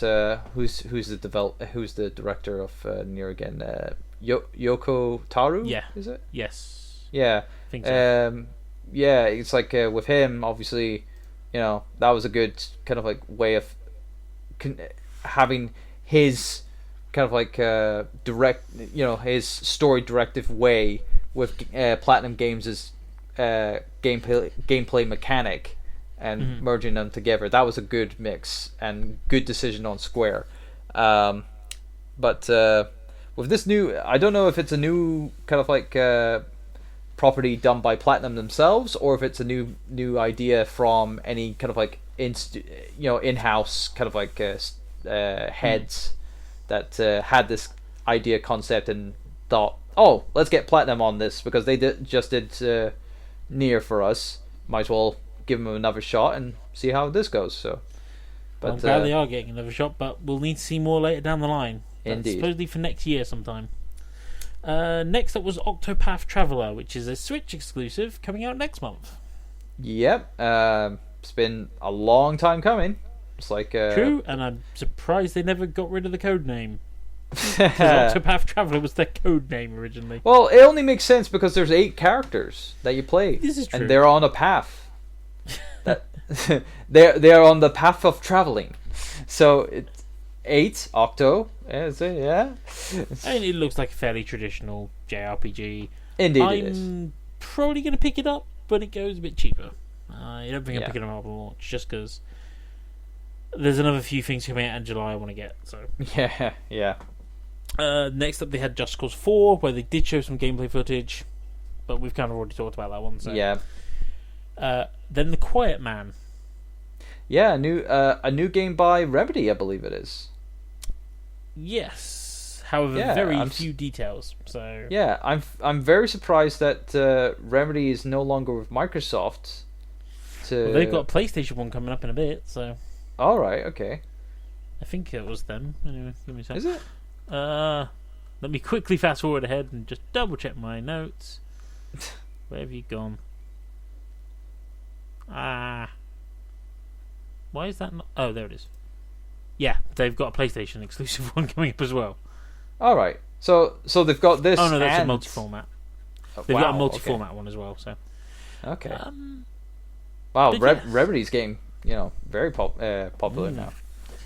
And then the other thing was More Kingdom Hearts, although very similar trailer to the Xbox One with a few small tweaks. Yeah. So we'll skip that one. Yeah. Squares was a bit disappointing, although so was it last year, but the big thing with last year is it came after both Microsoft and Sony, and it literally just repeated everything in the other ones. Yeah, plus they were, even though they had good talk for Final Fantasy 14 and 15, nothing on Final Fantasy 7, which is a bit of a bummer. Other than the crossover. Yeah. Considering they have new DLC coming out for that, I'm surprised. 7 I'm not so surprised by because they've recently had a switching of studio projects on that one. Yeah. So I'm wondering if there's a lot going behind the scenes of that one. Mm-hmm. But overall, Squares obviously was a bit harder to kind of like enjoy because most of the games were being showcased on offers. Before Microsoft's, I think it would have been better. Yeah. So let's move swiftly on to Ubisoft. Yeah, the crazy fuckers. You know what?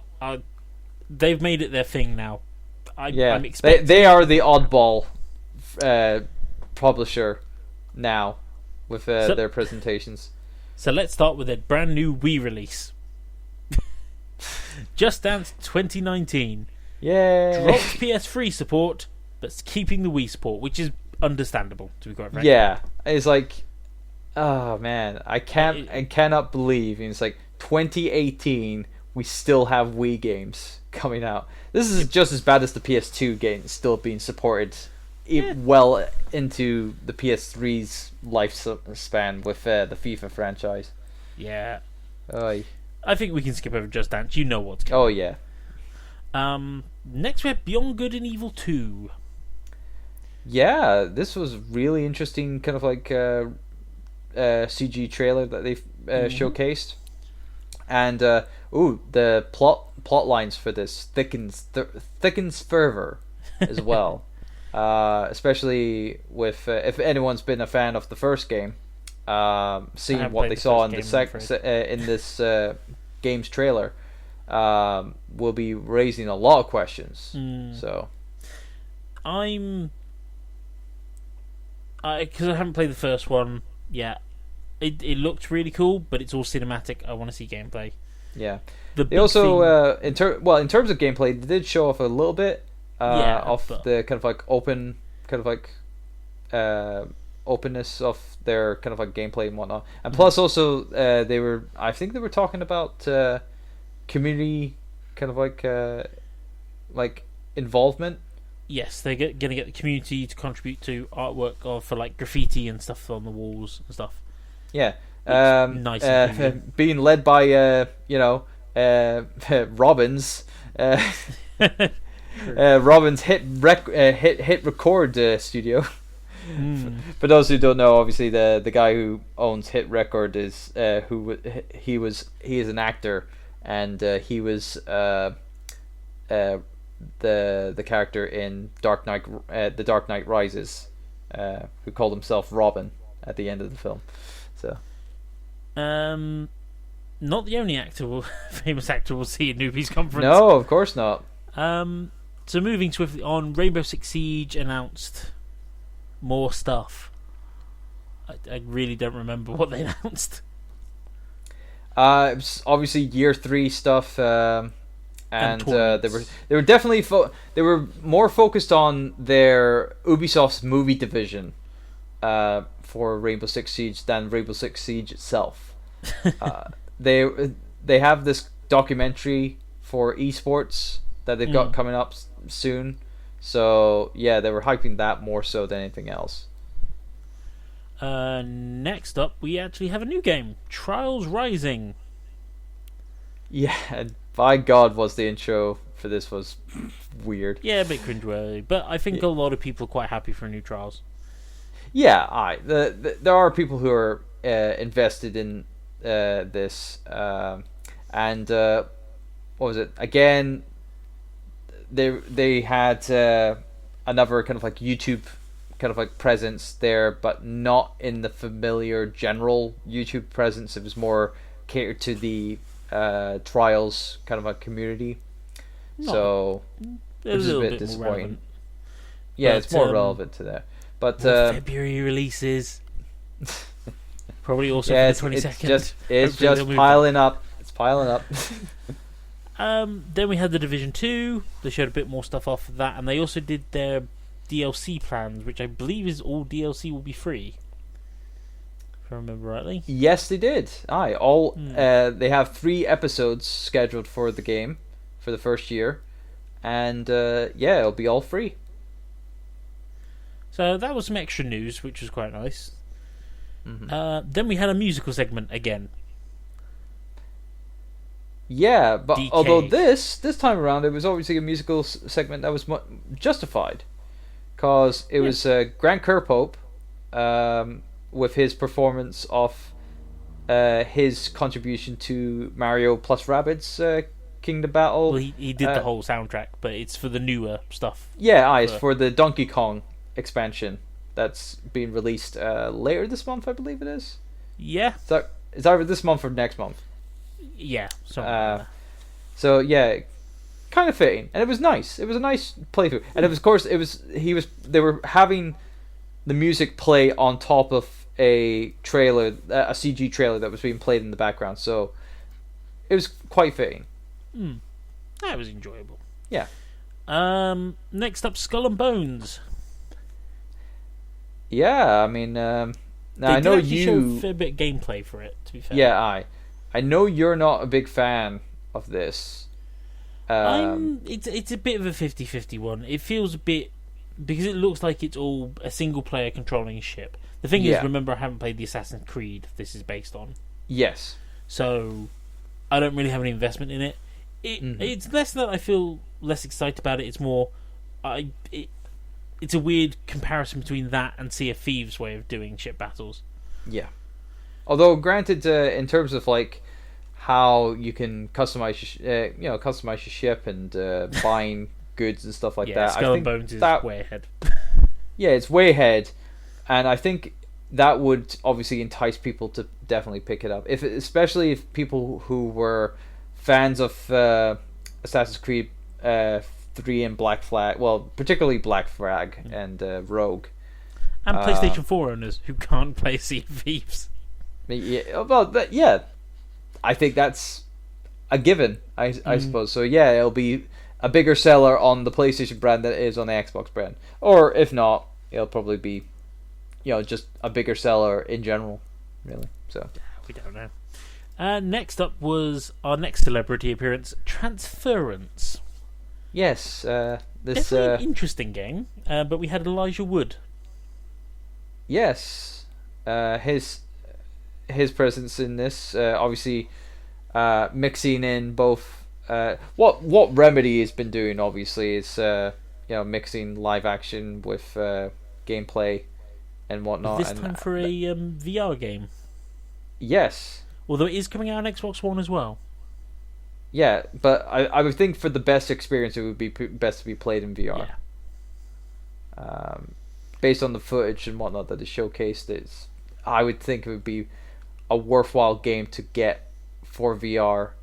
It'd definitely be a lot better than recent times certain VR titles, i.e. The Inpatient.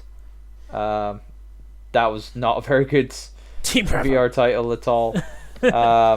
So hopefully this will be... Wait, Team Bravo team. Come on, Josh. Cool. Then we had Starlink, which is their Skylanders for ships, I think is the best way. Skylanders for space battles. Yeah.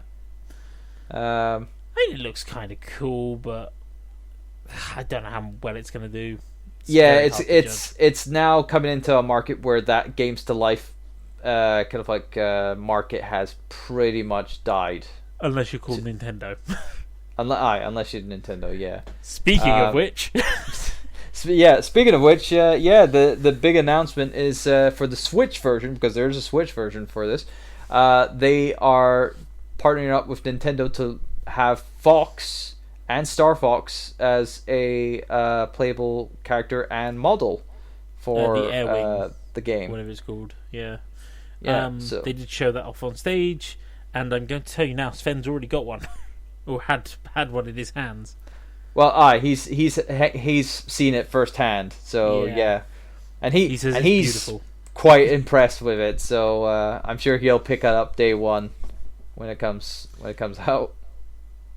Almost there. And that's out in October. That's also out in October as well. So heck, October, man, I swear. Next up, same release date as Starlink, but this is DLC, so okay. For Honor, Marching Fire, adding a fourth army into the game, which I still haven't seen a name for, unless their name is Marching Fire.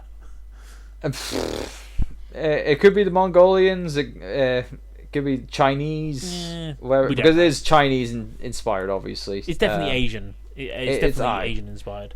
What they'll might call them down the line, who knows? So there'll be more details obviously soon. Yeah, and they're also adding in a few new modes. It's good to see they're still supporting it. Yeah, I couldn't get into it. Yeah, honestly. I mean, granted, again, like their previous entries, like Division, where to start off with the game's not that great, but after a few updates, after a few tweaks, it's become more playable and whatnot. But again, it's not my kind of game. I'm just not a big multiplayer guy at times, and this is no case. But no, apparently, if you're looking for a kind of like multiplayer action or like action tactic hack and slash game, I suppose. It's a unique game, to be fair. Yeah, it is a unique game. People will look forward to this new DLC that'll be coming out. Next up was The Crew 2, which actually comes out later this month. So yeah. I'm going to skip through most of that because we kind of already know most of it. Yeah, I was going to say, just go check out the beta now, guys. You might as well. That's true. Beta is out now. Then we had new Assassin's Creed. Still have no Odyssey. idea. Yes, Odyssey. Yeah.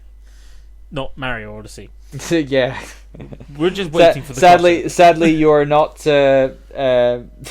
throwing Assassin's Creed or like Assassin's robes onto other people and taking them over. It looks pretty. I will give it that. Yeah. I mean, if for people who obviously enjoyed Origin, it's definitely shaping up to be very Origin-esque. So I kind of want to see how they take the Greek gods into perspective in this one. I will say though, I can't think of any of Greece without thinking of Kratos anymore. So, well, there was a lot of inspired kind of like God of War kind of like moments, or Sparta moments, or 300 moments. Yes, in it, and of course, released in October. God. And then they had one last announcement, which was Space Junkies, which I don't remember at all being announced. So, I couldn't remember that at all. Supposedly an arcade VR shooter. Oh well. But that's Ubisoft in a nutshell. Definitely a lot more energy than most of their competitors. Oh yeah, and also good amount. Well, I wouldn't say a good amount of F-bombs, but at least one was done this time around. So they only got a $5,000 fine that time around. Overall, I actually thought it was quite pleasant to watch, if nothing else. Yeah, it was decent. Yeah, nothing I'm particularly interested in. I mean, granted, most of the games that they're probably not, to me, But maybe Mario and Rabbids, maybe. But I haven't played that for a while, so. But anyway. I want to get the DLC. I 100%ed the game, so. Yeah. I'm going to skip over most of the PC one because a lot of it is small indie games, and while there are some nice looking ones in there, Man-Eater, Shark Simulator, that's interesting. I will go over one that I think many people will enjoy, which is Sega games coming to PC. Yeah. Yakuza 0, Yakuza Kiwami 1, probably 2 in the future, and Valkyrie Chronicles 4. Yeah, so good that they're putting those onto the PC platform. A Nice lot to of see fans the have been looking Japanese- forward to those, so yeah. Nice to see the Japanese studios putting some part into that. And then Yeah. I know there's one game that was announced from Sega that you're looking forward to. Indeed, it October. is a game that came out in the Japanese market not too long ago. Now I've forgotten the Japanese title, but the Western title is gonna be Fist of the North Star, Forbidden Paradise, I believe it's called. Lost Paradise. Or Lost Paradise. Sorry, I think Forbidden Lost Paradise Paradise. is the I'm Japanese really one. looking forward to this, and it's also it's gotta have a Western audio track as well as a Japanese audio, so it's gotta have a dual audio track for it, which hasn't been one for the Fist of the North Star game since Ken's Rage, the first Ken's Rage, which is a while ago now actually. So yeah, I'm really looking forward to this. I'm not a big fan of like the Yakuza games, but it's because it's done by the Yakuza team. But I'm a super huge fan of Fist of the North Star, and I'm really looking forward to this. I'm going to say at least you know it's going to be quality because the Yakuza Yes, guys I know basically how said- zany and crazy the Yakuza games have been. and they've all been very good quality. None of them have Yeah. had bad reviews, really. No, Apart from and the zombie I don't one, know I think. what the Japanese audience kind of like, or what the Japanese reception was to its release over there. But really, in honesty, if they've been a fan of the Yakuza games there as well, I would have thought that this would be a good one to pick up. And granted, because it's Fist of the North Star, because it's Yakuza, I know that I'm sure I'm gonna have a good time with that when that comes out in October. So you can keep your Battlefields, you can keep your Call of Duties, you can keep your Forzas, you can keep your Red Deads, you can keep your... Okay, actually, I might actually take that Starlink one, but but you can keep all the rest of that. I'll take this. I'll take my Fist of the North Star. Thank you very much. I might take Assassin's Creed Odyssey as well. Maybe. I might just rent it from work. Yeah. So let's move on to Sony. Only 2 more developers to go. Sony's one Yes. didn't actually have that much stuff in it, to be fair. No, they were very minimalistic this time around. Yeah. We'll say one of the interesting one was free PlayStation Plus game, which probably everyone will already own, but not me, so I'm quite happy for it, which was Black Ops 3. Yeah, interesting. But they're also bringing back some of the classic Black Ops map packs, and if you pre-order Black Ops 4, you get them in Black Ops 3 now. But they'll also be bringing them back for Black Ops 4. Okay. Fan favourites, I believe, so... Yeah. I don't play multiplayer, so... Yeah, I'm not, obviously, again, I'm not a big COD fan myself, so yeah. But no, if you know, that would intrigue a lot of COD players Also, to get a free COD game to keep them going for the next entry. most of them will already have Black Ops 3, I imagine. Well, you never know. There might some people who obviously are COD fans and might have traded in the game. Who knows? I have just noticed though, my PlayStation 4 is turned off, so we must have had a power cut. So I haven't been downloading it. Anyway, let's get to the bulk of it. First up was The Last of Us Part 2. Yeah. Now, how they started the conference was a bit weird. They had the conference starting in this tent here, which is reminiscent to what was going to be portrayed in the trailer that would come up. They also had a musical a musical piece by, I believe, the composer for the game. I believe so. Yeah, and again, very nicely done. Actually, very fitting, done on a banjo. and whatnot. And then it goes into the trailer, and it's obviously both, kind of like a story and gameplay-esque trailer. Of course, it was a very scripted kind of like gameplay trailer, obviously. But I think it did a good job of showing off mechanics, at least. Yeah, if you know what you've played with the first game, you kind of got the gist of it with part 2. A couple of new mechanics, like Ellie has more ways of stealth this time around, where she can crawl underneath vehicles to kind of like hide from enemies and whatnot. And her arsenal is a bit better this time, or like arsenal in terms of combat is a bit better this time around.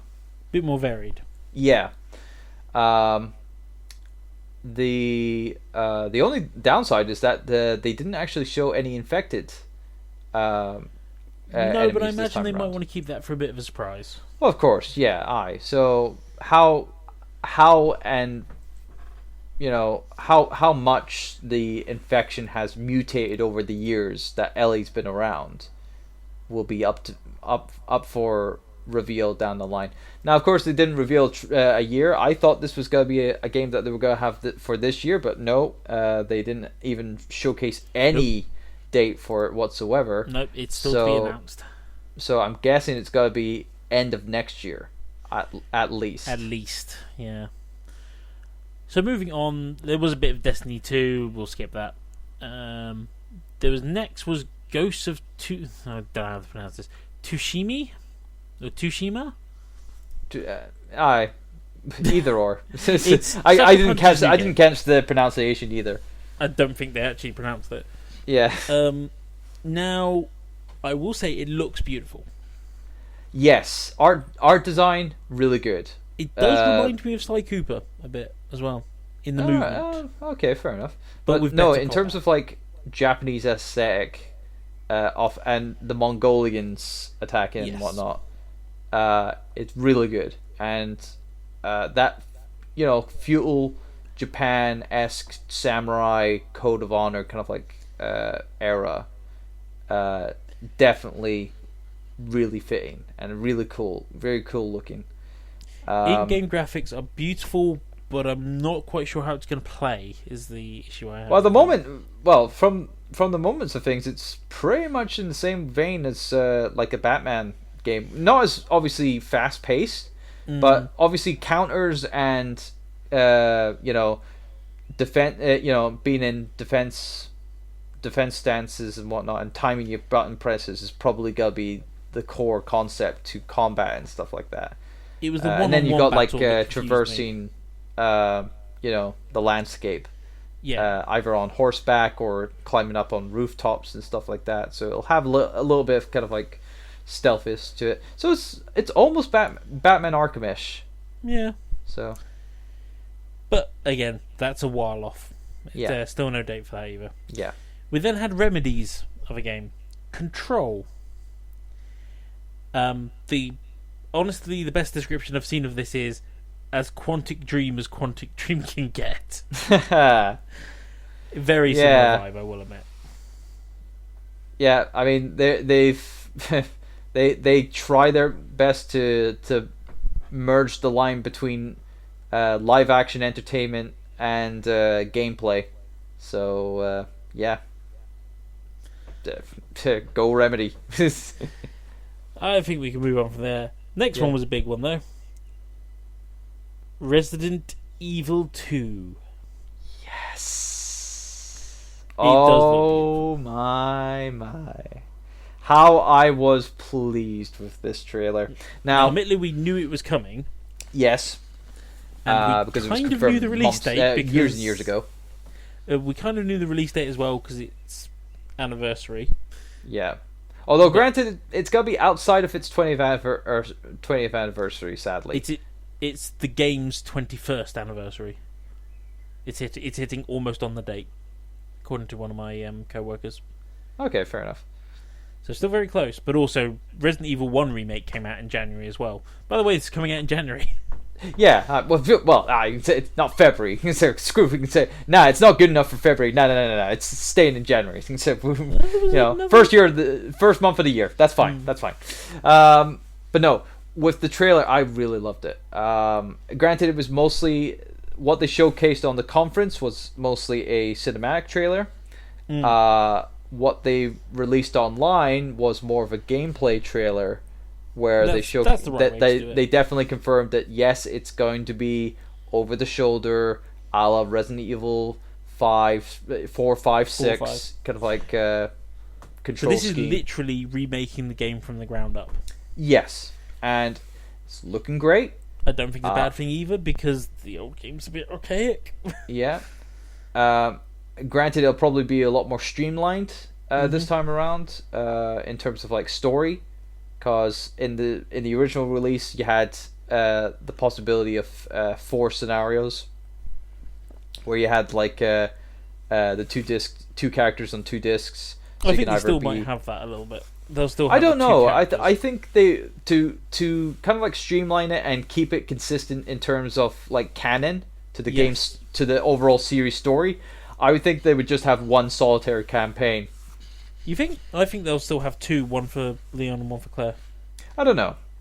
It's still early days yet. Yeah, so, exactly. But I'm really looking forward to it. I'm really hyped for it. This is definitely my game of E3. Well, actually, no.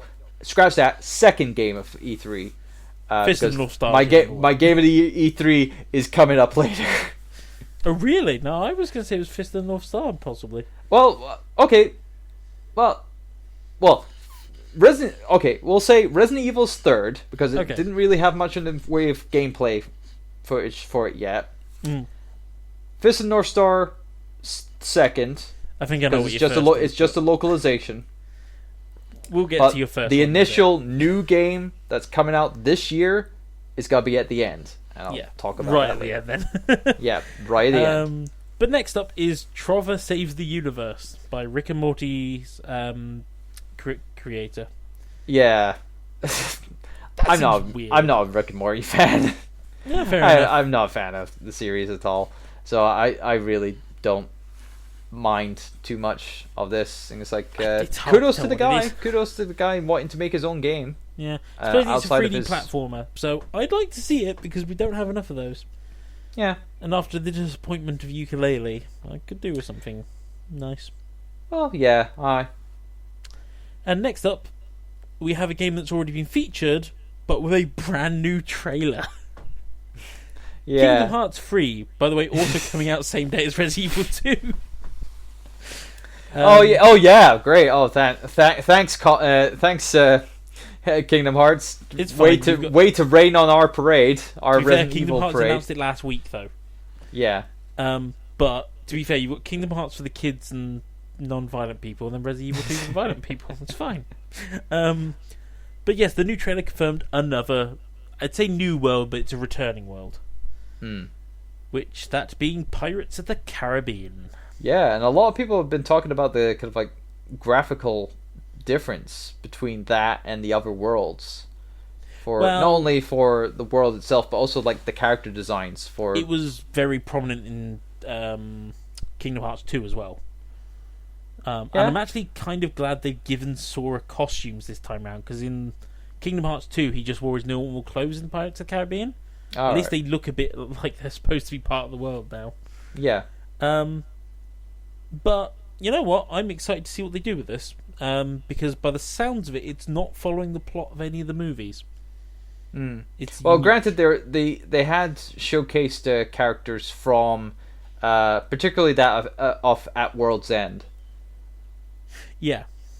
So, whether or not they'll incorporate, some story elements from that, maybe, but only time will tell. It was a nice the fact they've done 2 trailers, released 2 new world info, and there was very little crossover from the Xbox to the PlayStation trailer. So yeah, the only downside I'll have for the trailers that they provided for Kingdom Hearts is that they had a moment in the trailers where they have the backing song track in the background, but then they have the audio for all the dialogue without the background music. Yeah. without the background music or any sound odd. effects, and that is really jarring to hear. It was odd. It was an odd decision. I know why they did it, because everyone's been looking forward to that new song. Yeah, All the mainline Kingdom Hearts get a brand new theme song. yeah. So a lot of people have been looking forward to this one. Oddly enough, though, a lot of people are like, it sounds like she's saying, what can I do in a kingdom of bees? It's like, oh god, the bees! The other announcement with that is there is going to be a Kingdom Hearts special PlayStation. Yes, with a massive collection as well. You can get the entire series, For essentially. £80, which isn't bad, actually. Yeah, Considering you're getting 5 games, of which will all take you about minimum of 20 hours if you speed run them. yeah. What a steal, Yeah. essentially. And that's available now. I will say that the Square Enix store also has their special edition on, which includes the Toy Story versions of Donald, Goofy, and Sora as toys. Fully posable toys. Wow. And it's actually not that bad. It's not that badly priced for their normal stuff. It's 200 Oh, well. quid. But I'm sure it's gonna sell out, minutes now. I mean, it's been up there for 24 hours. I could look, but I'm not going to. It won't I'm be gonna there be for honest, long now. Kingdom Hearts is probably the game I'm most looking forward to. I would say this year, but it's coming out next year, so Yeah. blah. Say this fiscal year. Yes, out of E3, Kingdom Hearts is the one that for me, is the one I'm most excited to play, and I will be getting on day one. No questions asked. Oh well. Which version? I'll stick with my Resident Evil 2 then. No, but to be fair, I've been invested in Kingdom Hearts for a while, so. But let's move on. Yeah. We haven't actually got that much more to do with PlayStation. The next big one was Death Stranding, though. WTF. I mean, yes, but they did show gameplay footage. I'll give them that. Yeah. But still, WTF. What is going on? I will say, I quite like the fact that the monsters you're facing are basically not visible. I actually think it's a really cool mechanic, because that could lead to some really cool gameplay. Fair enough. I like the concept, but I'm agreeing with you. I'm still, what the heck's going on? Next up was Neo 2, brand new announcement. Neo must have done well. Yeah. If you need your Dark Souls fix, here it comes. There you go. Have at it. Have more English Irish arse kicking in Japan.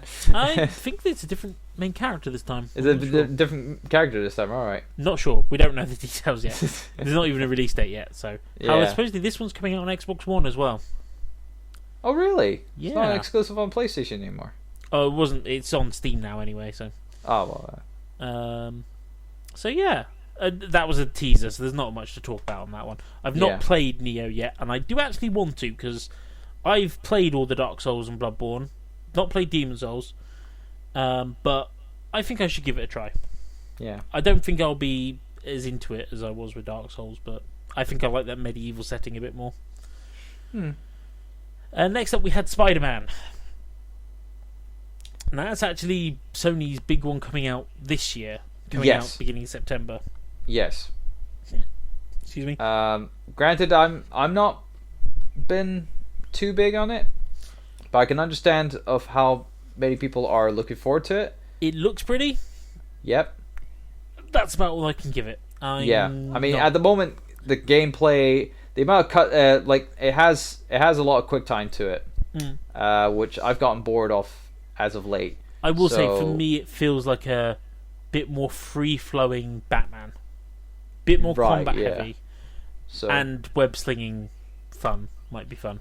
Yeah. But I'm sure I'm sure if that's gonna be Sony's big winter game going forward, it's Insomniac, and Insomniac are pretty damn reliable. Yeah.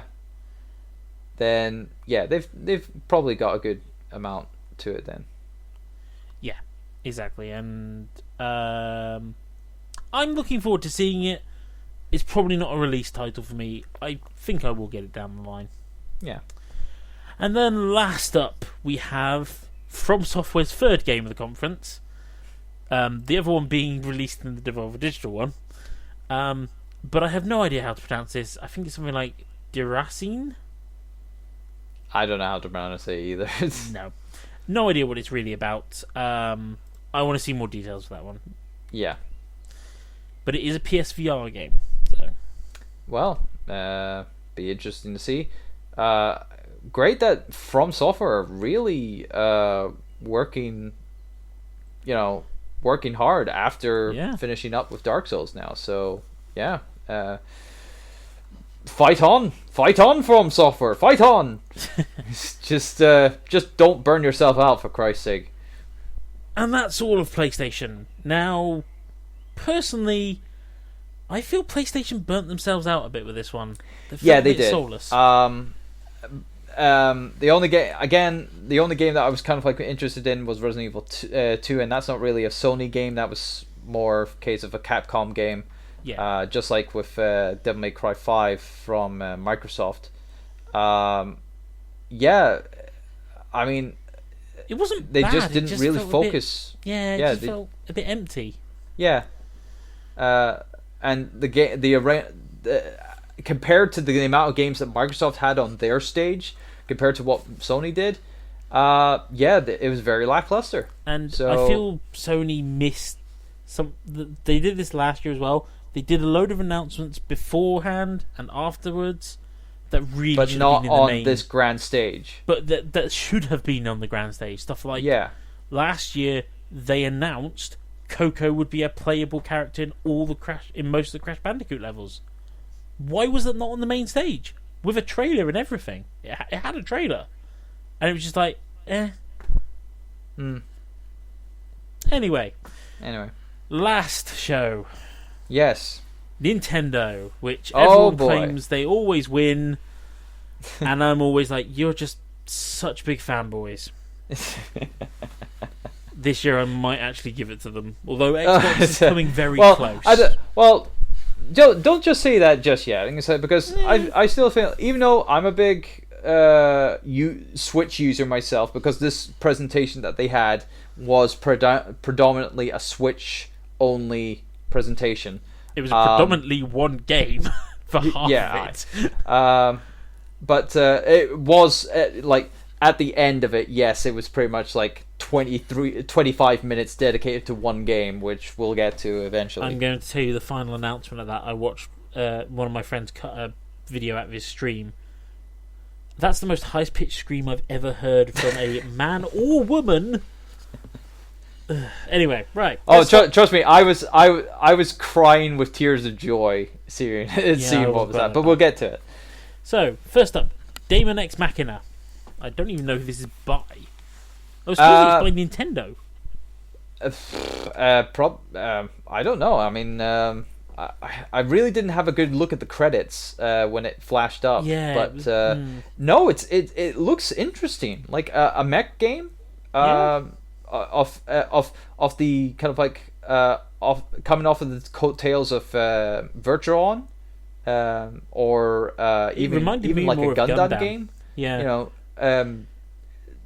you rarely get anything like that, and to see something like that hitting the Switch, I think it's scheduled for next year. Is it 2019? No.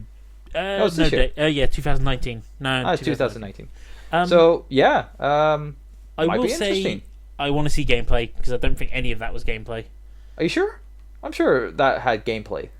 Didn't feel like it. I want to see it with a HUD. It was manufactured gameplay, obviously. Yeah. But hey. Yeah, I don't know what to think about it yet. I'll go obviously wait on it a little bit more. But I will say the one thing that did come to my mind though is, can I play it with Labo? Because it would actually put some use to that bloomin' robot cardboard. So next up, I'm not sure if this is a spin-off or a DLC. Xenoblade Chronicles 2 Torna. I'm going to assume it's DLC. I'm going to assume that, but then we did have Xenoblade Chronicles X. Well, it's part of. I believe it's Xenoblade Chronicles 2, and then the subtitles underneath. So I would think it would be DLC. It's part of the 2 universe. Although, to be fair, they did also have New Super Luigi U, which had a physical release despite it also being DLC. So could have a similar situation. So it could be the same case because also what was it? Mario and Rabbids is also doing that same thing this month as well, where it's gonna be it's DLC, but it'll also have a disc. It'll also have a physical re-release as well. I did not realize that. I believe it's for getting a physical release, so might have to get the physical. I mean, it looked interesting. I've not played Xenoblade Chronicles 2 because I've not played Xenoblade Chronicles 1, which I want to play first. Well, you don't need to play 1 to play 2. I know they're not connected, but I would like to play the first one as well, and then play 2, which is better. If you get what I mean. I'd rather not go back to a not as good one. Yeah. And it looked cool. I don't really know the franchise well enough to make too big a comment. Yeah. And then next up is the return of the franchise that will murder people's friendships. Why are they bringing this game back? Because Nintendo wants to see people's friendships burn. Super Mario Party. Wow, I thought after Mario Party 10 or 11, where did we end at? I don't remember. I can't remember which one we ended at, but after the last one, I thought that was I thought that was it. Oh no! Actually, the one that was last out was the top 100 game on 3DS, and I thought that was the death nail. But now, admittedly, it looks like they've gone back to the old style gameplay, where everyone's on a board and not in a car. Yeah, it's just the game, the kind of like mini games and whatnot. It's a lot more. Again, it's going back to gimmicks, using the control, the Joy-Con, and also if you're playing with 2 switches, you can, somehow, interconnect them with mini games and stuff like that to change the layout cool. of. To be fair, that does look really cool and innovative. I will give them that. Aye. So, and it's coming out very soon as well. It's October. Yeah. So again, thanks Nintendo.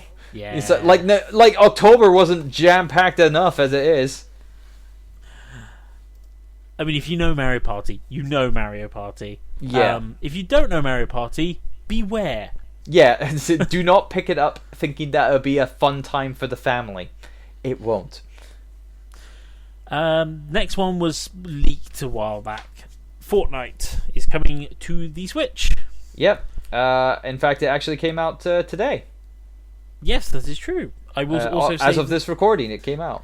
So I will also say that that's the main thing the BBC's picked up from E3 is Fortnite is released on Switch. Millions of children will now play it in their classrooms. They already could. It's on mobile phones. It was. There's the BBC trying to cause mass hysteria. Too late, BBC. It already happened. Yep. Then we actually had an interesting announcement, which somewhat surprised by, but Overcooked 2. Yeah, Team 17. In 2 months. Yeah. I enjoyed the original. I played it with Workmate. It was fun. I've also played it with Kevin Phil as well. Yeah. It's a nice arcade kind of game. Kind of like Burger Time, all that jazz back in the day. More importantly, yeah, this one has online co-op. Yeah. So finally play it with more people. Yeah. But no, I'm glad that's got a sequel. That's good. It's good. It's good that it has you to enjoy it and whatnot. Me, on the other hand, obviously it's not my kind of game. Yeah. I like something that has like a definitive kind of end. This is obviously something that can, keep going. So I mean, it does have a story mode, so it has limited puzzles, if you get what I mean. Yeah, but still. And then another new game announcement, Fire Emblem. Yeah. Now that was a big surprise. I was actually expecting the Fire Emblem game to be announced. Of course, it's scheduled for next year. Obviously after the release of Warriors, I was really, expecting them to get a new mainline Fire Emblem game out there for the Switch. And see, when I first saw the they've trailer, timed it well. I thought it was actually an expansion for Heroes. No.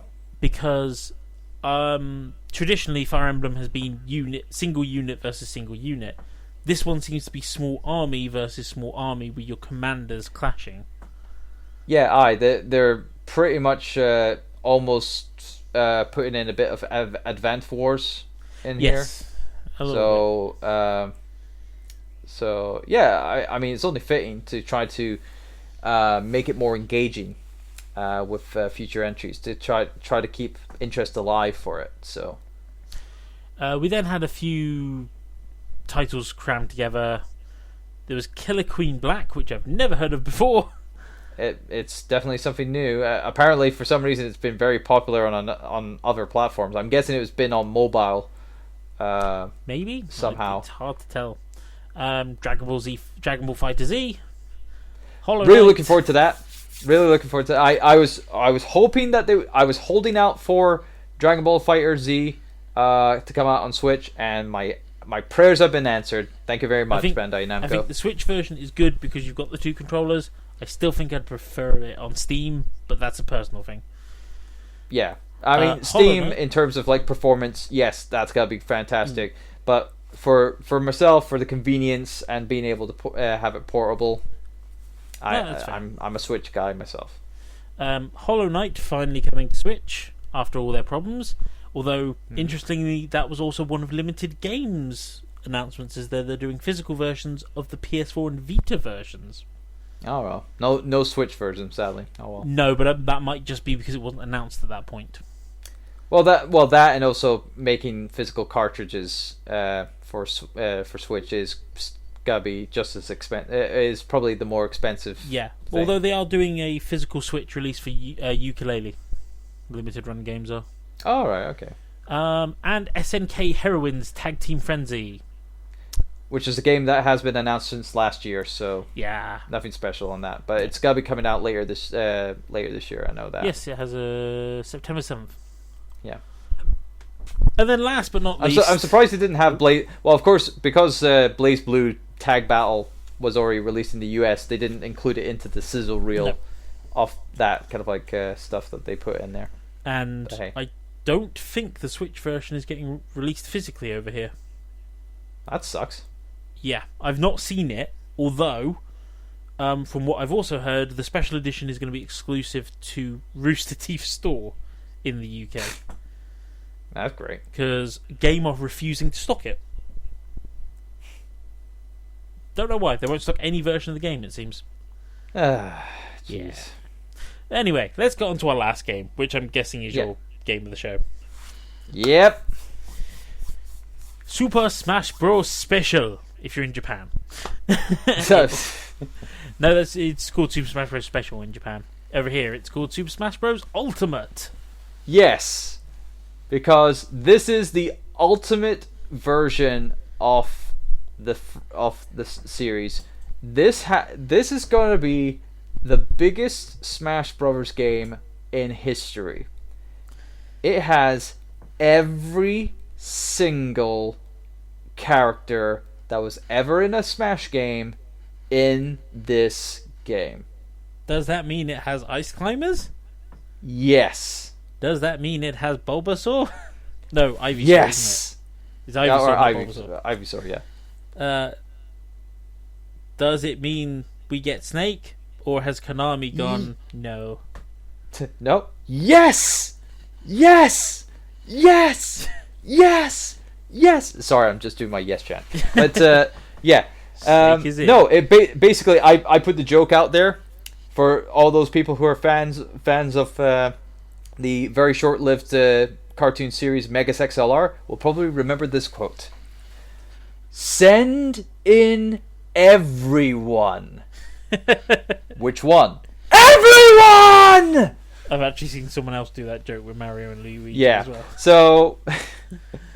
So yes, every single one that was on the original Smash Brothers on N64, Melee, Brawl, 4 Wii U and 4 3DS, is in this game. When I heard that it was obviously gonna be a new game, I thought they were just gonna start from scratch and just or just use certain assets from the Wii U version into this one. Yeah. But no, they went above and beyond. Now I do think they're still using a lot of the stuff from the Wii U version. Indeed they are, but they're touching up a couple of they're touching up the models a bit. Oh no, they're touching up the models a lot. Oh yeah. Well, I've seen the comparisons. But there is also some new fighters. We already knew the Inklings were going to be in there. They've now changed some of the characters so that they're now Echo characters. Yeah, with characters like Pit and Dark Pit. Dark Pit is going to be kind of like a palette swap for Pit. So they are still going to be separate characters, and they'll have slight differences to their moves still. But essentially, they'll be the same character. They'll play very similarly. Yeah, so that's why they called it Echo characters. Okay. So there's those two. There's Marth and Lucina. Mm-hmm. I'm trying to think what the other ones were. Well, one notable one is that of Peach and Daisy. Yeah, Daisy's coming. She's a new one. Hi, I'm Daisy! Hi, I'm Daisy! Oh, female Pokemon trainer. Oh, yes, of course. That's being added. And then, just to round it off, they decided to announce a new character. Because, why not? Oh, yeah, why not? It was C3 time. Might as well. They may have added... behold...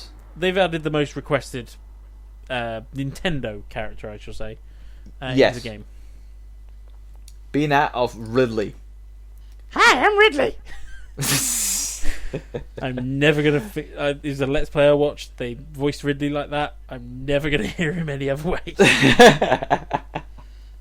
But yeah, Ridley from the Metroid series. Obviously downscaled to fit better. He's still to be compared. He's almost as big as Bowser, I would think. Because Bowser is the biggest character. Bowser and DK are probably like the biggest characters. Yeah, I think Bowser and DK kind of match. Yeah, so in almost as big as them, or just as big, or just bigger, almost. But I was just blown away by this presentation for Smash. I knew Smash was gonna have a predominant thing for this presentation. I just didn't think that it would just blow me away this much. I will say this. I think if you're looking forward to Smash, it was great. Yeah. If you were looking forward to Metroid Prime 4... You're kind of disappointed. Yes, I will say that for the presentation as a whole, there was nothing talked about Prime 4. And this is why, for me, Xbox wins the presentation battle, just because... That is understandable. From my point of view, I will concede to that. That Microsoft had a lot of games there. They showcased their first party properties a lot more with Halo, with Gears, with Forza, and all that. They definitely had a much more first party focus on there this time around. It wasn't so much Nintendo, on the other hand, they only had a couple of first party titles there, but their main focus was on Smash. Yeah. They had like 25 minutes dedicated. 25 minutes of their 45-minute presentation dedicated to Smash. And granted, they do that a lot, but as much as I love Smash myself, I will have to concede that in overall presentation, yes, Microsoft might have gotten the win. Now, admittedly, don't get me wrong here. I think Nintendo's one was very well done. From my point of view, the big thing was Xbox had the stuff we were expecting and stuff we just had no idea about. Yeah. For me, Nintendo's one, well, it did have Fire Emblem as a surprise and Mario Party, but I'm not sure if that's a good or a bad one yet. It was very predictable. We kind of knew what was coming. Yes, Ridley was a surprise. Yes, Snake coming back was a surprise. I'm actually more happy with Snake coming back than I am with Ridley. Well, I was just more happy that the entire roster was there. Like the entire Histories roster. I'm assuming in that you've game. heard about the new amiibos as well. Yeah, I heard that the amiibo support is gonna be there. Also, GameCube support. GameCube It's like controllers. it will never die. So, but at the moment they've confirmed there will be new amiibos for Ridley, Inkling, and they've showed the models off. There will be one for Daisy, but that model's not shown yet. Yeah. Where's my Snake amiibo? You'll probably get it. You'll probably get it. They can do two. They can do Snake in his pose, and then the box. Just sell me a box. Someone will buy it. Sell me the box! Sell me the box! Sell me the box! So, okay, Nintendo. Oh my God! Here's what I'm thinking. Nintendo Labo Metal Gear Edition. Cardboard box. Yes. Be your own. Stealth espionage Labo. The other one that people are asking about is whether we'll get an Ice Climbers amiibo. As good possibility. I would think if they're gonna keep with amiibo support, I think they would be producing new because Nintendo know that they're gonna sell. So what I because think the Nintendo is, collectors would be all over it. What I think they'll do is they've announced these 3 amiibos. I reckon they've got at least one more character to announce before the December release date. Possibly, yeah. And I reckon they'll announce a new set of amiibos. It's good that it's still coming out this year, like they've projected, and they've got it for December, which will be a good amount of time for Nintendo to work out the kinks with their online service, which starts in September. Yes. So yeah. Anyway, we've been prattling on for over 2 hours. Yeah, we've over 2.5 hours there. So to wrap out, overall, in terms of all the presentations, there was a bit for everything and whatnot. But I definitely agree with you, Josh. I would definitely say that Microsoft had the better presentation for showcasing a ton of games for them. Yeah, I would say that. And then I think I'm going to put Nintendo and Ubisoft square together. Nintendo was very good, but I do feel it was a bit too focused on one game. Ubisoft, I feel, still had a lot of passion in it. It did flit about a bit too much, but yeah, I'm going to give them joint second. Yeah, I can probably agree with you on that. And I think was it Square and Bethesda probably be good to put them together, I think. I think I'd put Bethesda over Square. Okay. And then Sony at the bottom then, I suppose. No, EA at the bottom. Oh, EA at the bottom. Alright, so Sony just barely does better. Yeah, EA gets there. No, we can definitely agree. EA, stop your conferences. We don't care anymore. No, I think they should still continue them. I think their play event is actually really good as a whole. So I can't blame them for that. I feel this year was not a good year for them. Yeah. They didn't have anything to announce, and poor Command & Conquer. Yeah. But thank you for joining me for this discussion. And thank you all for listening. If you managed to get through the whole of this, congratulations. Because you're a star. I'm sure we'll be doing more in the future. But for now, you'll have to see which of these games we eventually get. We'll see which ones get onto our Game of the Year awards, I guess. Indeed. Something tells me Smash Bros. Is going to be quite high on both of us. Although, it's got a lot of work to beat God of War. God of War was granted, for yourself, probably for yourself, but me, myself, it's probably going to be up there for me, at least. Yeah. It'll be in your top 5. If it's not in your top 5, I'll worry. Yeah. Unless it's really bad, but I don't think that's going to happen. I have faith in Sakurai. From Turbo and myself, it is a very good night or good evening or good day, wherever you're listening from this one. I hope you've enjoyed everything that's come out of E3, and hopefully something came out of that for you. Good night, everyone. Bye-bye.